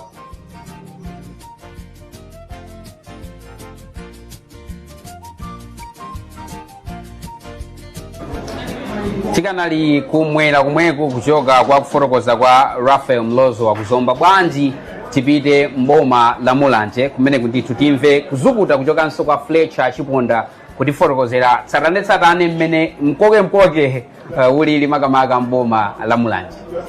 Ingana ndi bungwe loyendetsa zisankho la Malawi Electoral Commission MEC, boma la Mulanje lili ndi anthu 279,761 omwe adalembetsa kudzaponya voti, ndipo bomali lili ndi madera aphungu asanu ndi anayi. Malingana ndi chiwerengerochi, dera la Mulanje limbuli ndi lomwe lili pamwamba pa mndandanda wa anthu olembetsa motsatana ndi dera la pakati mbomali, pamene dera la kumpoto ndi lomwe lili ndi chiwerengero chotsika cha anthu omwe analembetsa kudzaponya voti. Pa chisankho cha chaka chino madera atatu ndi omwe akupereka chikoka, ndipo madera awa ndi pakati pa boma la Mulanje komwe kuli Akondwani Nankhumwa, kumwera cha kumadzulo komwe kuli George Chaponda, komanso kumadzulo kwa bomali komwe Patricia Kaliati akupikisana nawo kuti abwererenso ku nyumba ya malamulo atagonja mchaka cha 2019. Anthu okwana 39 ndi omwe akupikisana nawo m'madera onse 9 a aphungu, ndipo omwe akuyima paokha ndi omwe akuchuluka pa mndandanda. M'malo mwa Zodiac kuno ku Mulanje ndine Fletcher Mandala Chiponda. I think pamene tangoperekabe chithunzithunzi madera osiyana, madera angapo ndithu kufotokoza mmene zinthu zikukhalira. Kumamva mayina akuluakulu ndithu constituency imodzi, dera limodzi kuti kumene kuli ntchito. Ayi ntchito ilipo ndithu. Ntchito ilipo kumene. Ntchito ilipo ndipo ndikukhulupirira kuti Amalawi akutsatira zimenezi ndi chidwi kutinso ziyende bwanji. Tadutsa nyengo ya campaign imene inakhala ndithu I think kuyambira July imenemo kuza anthu kufotokoza ma candidates imene Amalawi akhulupirire akapatsa udindo. Ndiye maso ali kubungela MEC mawa zotsatira za zimenezi chisankho imenezi zizibwera modani. Ndinakufunsa muja msamu kuti kodi anthu amene they are directly involved ndi zisankho izi kunena ngati ma candidates ma stakeholders ndinakufunsa kuti feeling yawo imakhala yotani nde tikubwera ano kumene kujaku kuti kodi feeling yake imakhala yotani ukudziwa iwe ukakhala ndi chinthu chofundikira mawa lake tulo silibwera izona ndimezone ndizoona ali umakhala kulingalira mafunso ambirimbiri kuti ziyenda bwanji ndizina komano ndimene zimakhalira kwa anthu amene olosapita kuchalichi umaona ndithu nthawi imene iyi sapita nyimbo zina zijaya gospel kasiyano kuti akulu inu tikudziwadi inuyo nthawi ndimene mwafuna ambuye ayi ndi nthawi yofunikira kwambiri ndipo pamene amalawi akuyembekezera mawa ukaponya voti ndikhulupirira kuti ine ndakakonda munandifunsafunsa pamene kuti amamva bwanji ine sidayimirepo mpando woti anthu andivotere koma ndikukhulupirira kuti ayi ndithu mene tanenera tulo sikuti likhala chimodzimodzi that's right chifukwa mawa ndi tsiku lofunikira kwambiri kwa mtundu wa Malawi pachichewa amati sugona ndi make khutu munamva kumwambi umene ndikumva kumene nde kupitirira ndithu ndi programu yathu ya mtsiku la lero tikukamba kuti tili live kuno ku BICC kumene ndithu ndi ku National Tally Center kumene bungwe la meki likhale ndithu likusonkhanitsa zonse zimene zizichokera madera onse ndikumazipangira ndithu machitachita a official kunoku ife ngati Zodiac zikachitika mumamvera kwa ife pacha nde tili pano ndithu kukupatsani tsatane kufuna kuti pamene zikuyamba ndi pamene zikuthera ifeyo tikuwuzeni ndithu moyenerera komanso movomerezeka chifukwa nthawi ino ndithu kumakhala ndithu zonena zambirimbiri kumakhala ndithu zoyankhula zambirimbiri koma pachaka ndimverere adakanena za maluwa inu msakhale kandimverere mumve ndithu tsatane nde muja fotokozera muja tufuna timve kuti kodi nthawi imeneyi ya zisankho ndithu ndi nthawi imene there is always a win and there is always a loss because olotita chekenera mwa mtundu wanji tika ndithu ndi mtsogoleri wa dziko mmodzi that's right pali anthu 17 amene ndithu akhale pa ballot paper amene anthu akachokepo koma opambana ndi mmodzi ndiye kuti anthu 16 amene sapambana timaona ndithu mayina akuluakulu kumamva apa ngakhale ndi njovu zikuluzikulu m'madera osiyanasiyanawo koma opambana ndi mmodzi that's right aphungu 229 lero komabe akupikisana ndi anthu osiyanasiyana tikuona so kupatula azipani kuliso ma independent candidates amene ali oyima pawokha amene akupikisana nawo mipando yosiyanasiyana koma amene wanenera sunga owina ndi mmodzi ndikudziwa kuti nyengo imeneyi kumakhala ndithu kupondaponda kutenga ngongole kugulitsako kuti ngina tisokelere pena pake nde Franklin Ntambalikana acheza ndithu ndi mmodzi mwa akatswiri a malingaliro angwiro therapist amene ndithu ndachitsanzo mafuta kufuna kuti fotokozera kuti kodi anthuwa zikachitika zimenezi azilandire motani kumva kuti yayi asamu mumayimira kwina kwake nde sizinayende mutagulitsa Mazda Demio wanu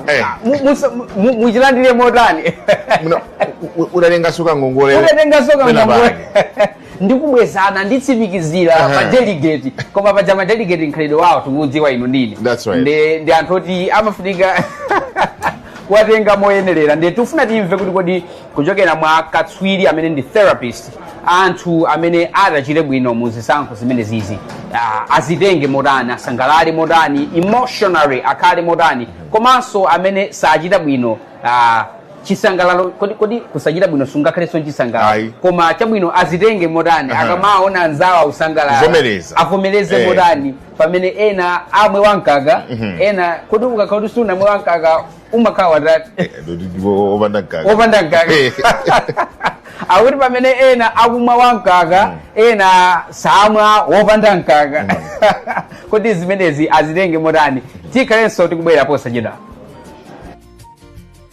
tikulandireni ku programu yathu yapadera pano pa Zodiac yomwe ndithu tikufuna tiunike nkhani yokhudza ndi chisankho nde zambiri zimachitika nthawi ya chisankho koma ife tifuna tiyang'ane kwambiri pa nkhani ya kuvomereza zotsatira tiyambe ndi nkhani imeneyo ndipo ine ndi Franklin Mtambalika komabe tisamvire patsogolo tidziwekayi kuti kodi mu studio muno tili ndi mulendo ameneyo ndi ndani iwo ndithu ndachitsanzo mafuta kukulandani programu yathu ya lero muli bwa inetu ndili bwino ndipo ndinasangalala kuti munafuna kuti ticheze nkhani imeneyi chifukwa ndi nkhani yofunika kwambiri. Pakakhala mpikisano nthawi zonse pamakhala kuti anthu tikuyembekezera kuti tichita bwino. Chabwino. Mbali yoti zitivutayi simakhalapo. Alese amaganizira kuti zimuyendera nthawi imeneyi. Komano pa mpikisano pena paliponse pamakhala wina amene achite bwino enafe zitivuta. Ndiye kumafunika kuti kuunikirana. Akuunikirana kuti kodi olo awachita bwinowa achivomereza bwanji ifaso angatuchita bwino nyengo imene samayembekeza kuti zingatero nanga ife amene zativuta tichivomereza zikhala motani. Chabwino iwowa ndithu ndi tingati katswiri pa nkhani ya malingaliro angwiro timatero paja kuti malingaliro angwiro maganizo angwiro kuti munthu akuganiza bwanji motani.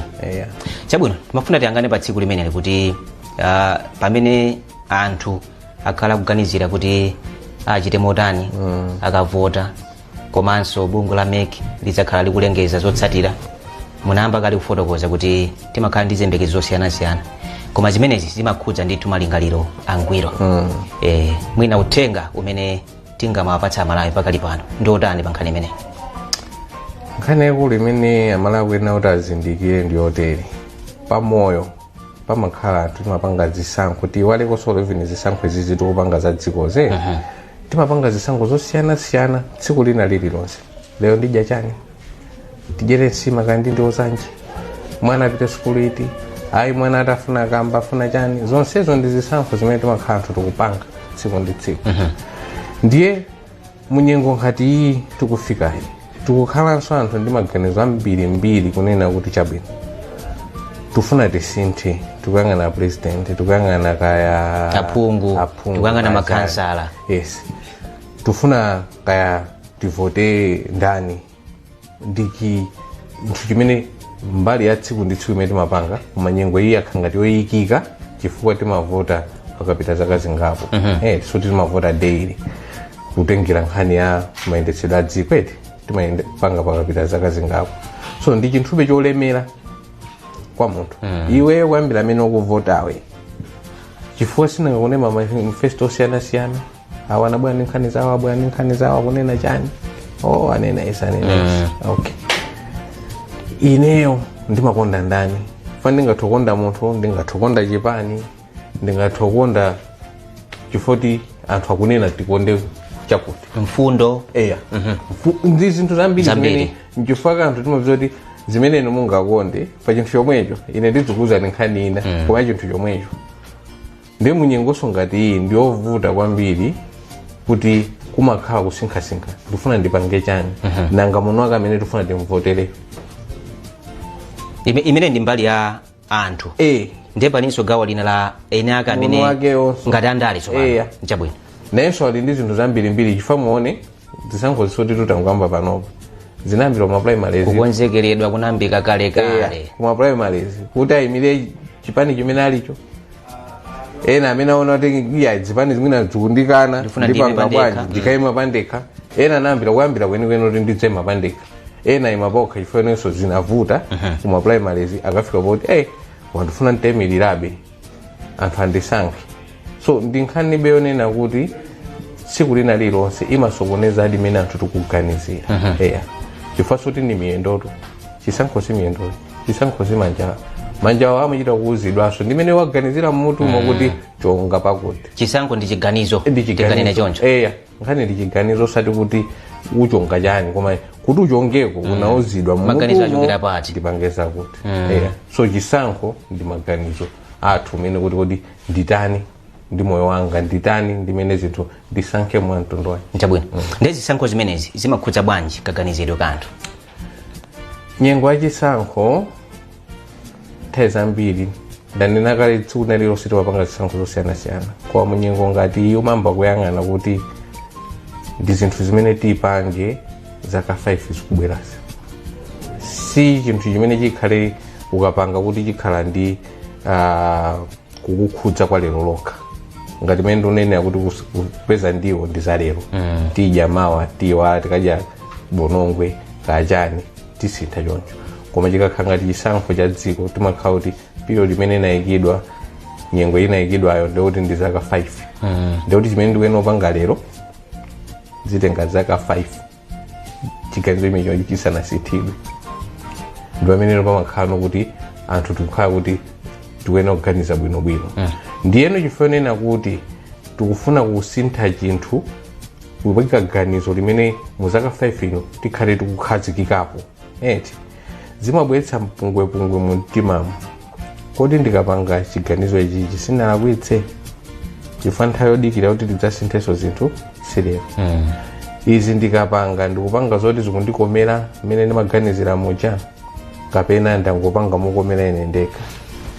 Komanso zimapeka thengenenge kwambiri chifukwa kuti siwe wekha ndi gulu la anthu ambiri limene lufuna likapange chisankho. Anthu onsewo sangapange chisankho directly chimene iweyo unaganiza. Ndiyeno umakhala usinkhasinka kuti kodi chenicheni chimene ndipange ndi chani.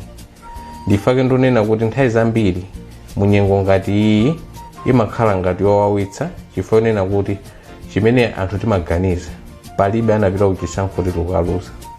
Alesi amakani maganizo oti akachita bwino. Ndifo kuti ansala munyengo imakhala ansala imodzi ndi pamene moyo umathina. Iweyo kungofuna ndikachite bwino. And ndimene ndonena kuti kuchita bwino kwake kulibe zonena kuti ndichita bwino half. 100% ndi 1 kapena 0. Kulibe zonena kuti ukhala 1 kapena 2. No. Ukhala mbali imodzi basi. Uwine ngoluze basi. Kulibe zoti ndaluza kupang'ono watakhala kuti pano tonena za 50+1. Kawaluza kupang'ono ndi voti imodzi mwaluza basi chisankho chimenezo. Ndi pamene pamavuta. Chifukwa answer ikuyenera kutuluka imene alesi amaifuna ndi imodzi. Pamene munyengo zimene timapanga anthu tsiku ndi tsiku timakambiriza zinthu ziwiri. Ungatopatsidwa sungapatsidwa. Ndifa koma tukabwera ndimati mundigereko ndiwo ayi panopa tilibe umembekeza kuti ukicha bwino. Akula kuti ndikangwangana kholowa padzala paja tiona kuti titani kwa lero. Chifukwa munapita ndigezona kuti akativomera tikagula nyama. Akakaniza tikangopulula masamba. Moyo ututa koma kuchisankho silipita choncho. Chabwino. Ndingokubwezeresani mbuyo pang'ono. Ngati dziko ndikuti tachitapo chisankho kangapo konse. Tichokera 1994, 1999, ndikuti 2004, 2009, ndikuti 2014, 2019, pano chifukwa cha zinachitika nthawi ya 2020 tinadzaonjezera 2020 ndikuti pano tukamba za 2025. Ndikufunikira bwanji panopo kuti tizikambirana zimenezi chifukwa mafotokoza kale kuti timakonzekera kukonzekera chisankho silero ndi lero zimayambira kutali kwambiri. Chachikulu chimene ine ndaziona munyengo zonsezo ndakhala nawo mavotako kuyambira 1994 ndinalipo. Mwina kuti ndinaiwachepe kuti mwina singavoti koma ndinaona zimene zinachitika referendum chani zonse ndinalipo ndithu.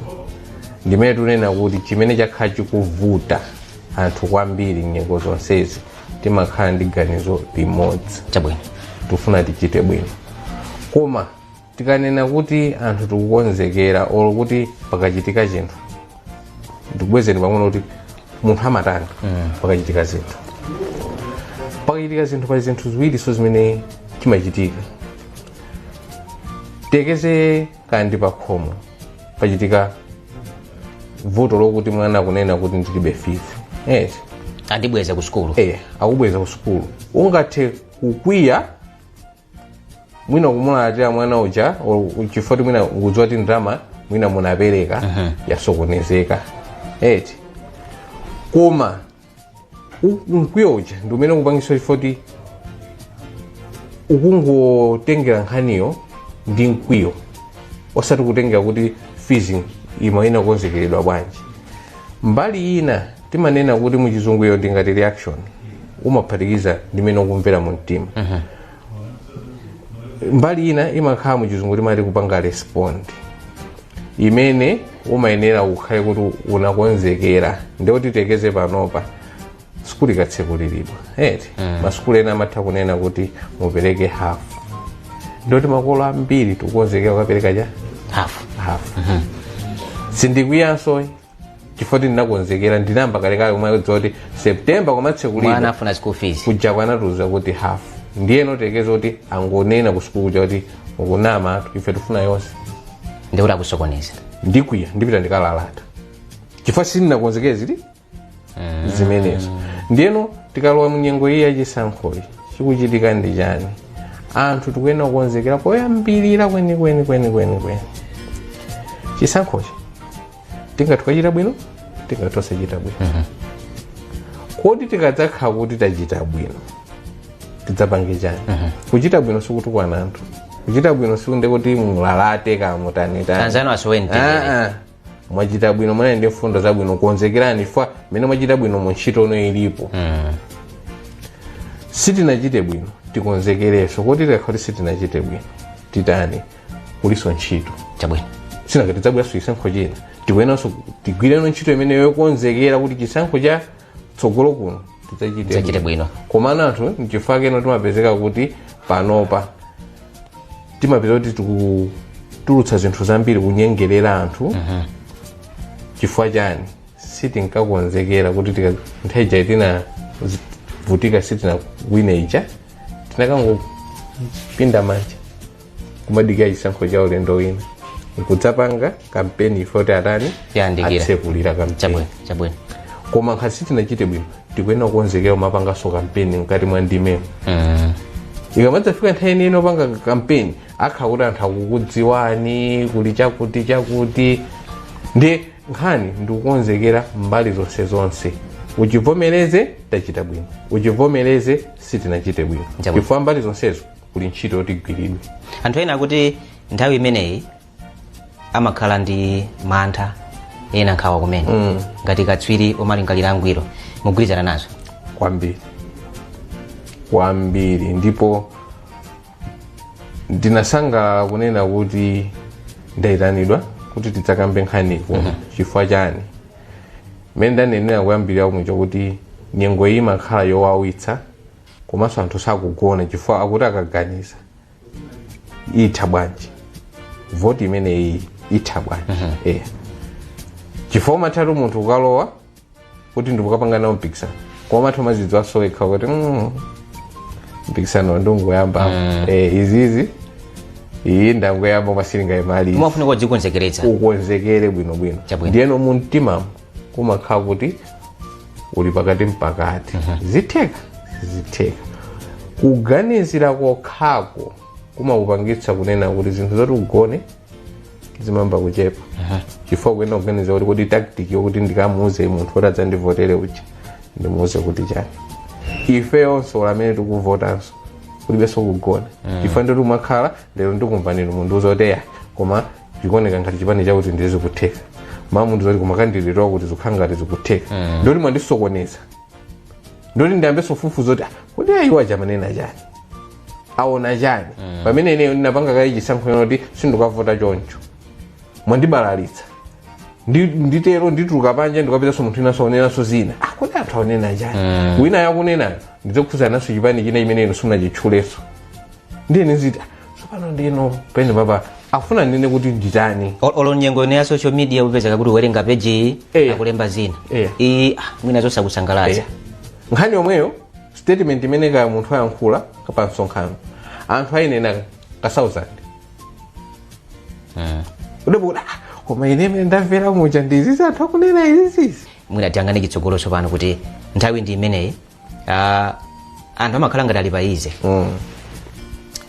joka wawo ali mthumba amva mfundo zosiyanasiyana kwasala kuti apangeno chisankho ena anapanga kale ena amapanga nthawi yake ngati ino itukambirana ndifuna kuti anthu amenewa uthenga umenewa wafikire chifukwa nthawi isofunika kwambiri chachikulu kuti chinechi chimene ndinkaneni vote olo kupanga chisankho kuti ndikafuna kuvotera wakuti sitipanga oli pa polling station chisankho udzibwera utapanga kale chifukwa chani pa polling station pomwe paja pamakhala manong'onong'o paibe munthu anganena kuti ndi pa polling station ndimangokhala osayankhulana ndi munthu ndibodza umakhala manong'onong'o osiyanasiyana chisankho khala utapangira tuchoka kukhomo kubwera pa polling station ndi ufulu wa wina aliyense chifukwa chani ndikunena choncho panopa mungathe kuona kuti olo makandidate achulukira eti ndiye ngati ndafika kuti mutu mwanga simukuyenda bwino chifukwa kuti ndizokumva zikuchuluka chiganizo sinakhazikike ndikafika pamene pachifukwa chobalalika ikakhala nalo unvoid akuti chongani pamodzi iwe ndikuona ngati kuti iwe wasandukano asambizi ino kumangochonga aliyense pokafika ukakuuzani kuti timasokoneza kuti kumene mwapangiramo ino mumafuna kuti kamuoneke kuti inu ndewozitsata mwasokoneza timafuna pamodzi pa president timafuna pamodzi pa phungu wanu timafuna malo amodzi akhansa chifukwa chani ukupanga zinthu mwaphuma munyengo imeneyo pangirani tuni chisankho chanu chokukhomo ukamanyamuka utasankha kale makandidate ako onse atatu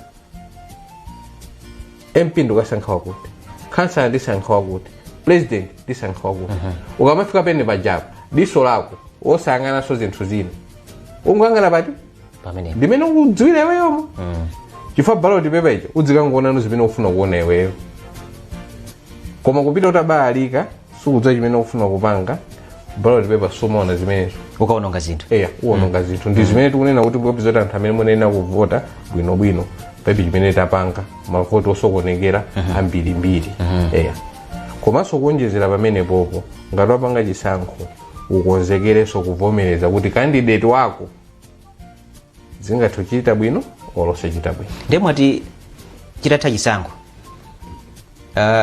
zotsalira zimenezi zingakhudze bwanji munthu moyo wake wa tsiku ndi tsiku pamene popo ndi mtambalika amene kucheza ndi ya chitsanzo mafuta amene ndi a therapist kufotokoza kuti kodi mawa lino komanso masiku amene tikupitirira ingakhale lero anthu amene akukhudzidwa ndi zisankhozi akhale motani asangalale motani zikachitika kapena achilandire motani chifukwa mawa lino ndi tsiku lalikulu ndipo tikhale tikupitirira mu nyengo imeneyi. That's right. Chofunikira kwambiri takati kunenanso sunga kuti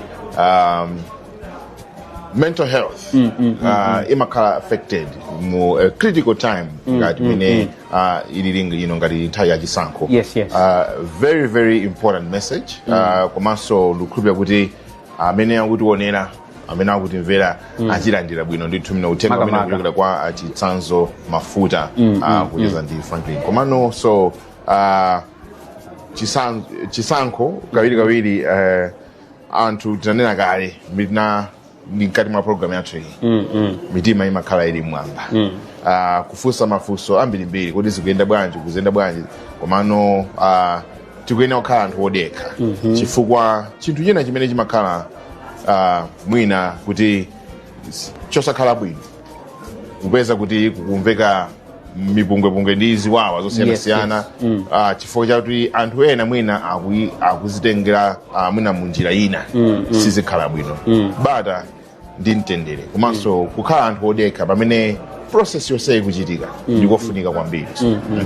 Mwina Samu tinyamuke bwaloli chifukwa zambiri zikhale zikubwera zambiri zikhale kuwapatsira Malawi utsanzika motani? chachikulu ife tipitirize kungo amema Malawi kuti pitiriza ndikuonera Zodiac pamene tipitirize kupatsani tsatani ndithu wa mene chisankho chikuyendera tili kuno live ku BICC National Tally Center kumene tikukupatsirani mauthenga osiyanasiyana otikonzekeretsa kuti mawa pa 16 September tichite bwanji komanso tiyembekezere zotani pamene tikupita kupanga vote. Tiyeni ya Malawi tituluke mawa tipite tikapange vote. Zofunikira kwambiri kuti we should all take a part in our democracy by exercising our right to vote. Ndikukhulupirira kuti mawa Amalawi atuluka ndithu kapona. Nafenso amati tapota nanu kapena kuti tagwira mwendo wanu mawa lino ngati ndinu nzika imene mudadulitsa ndithu kama voti kanu.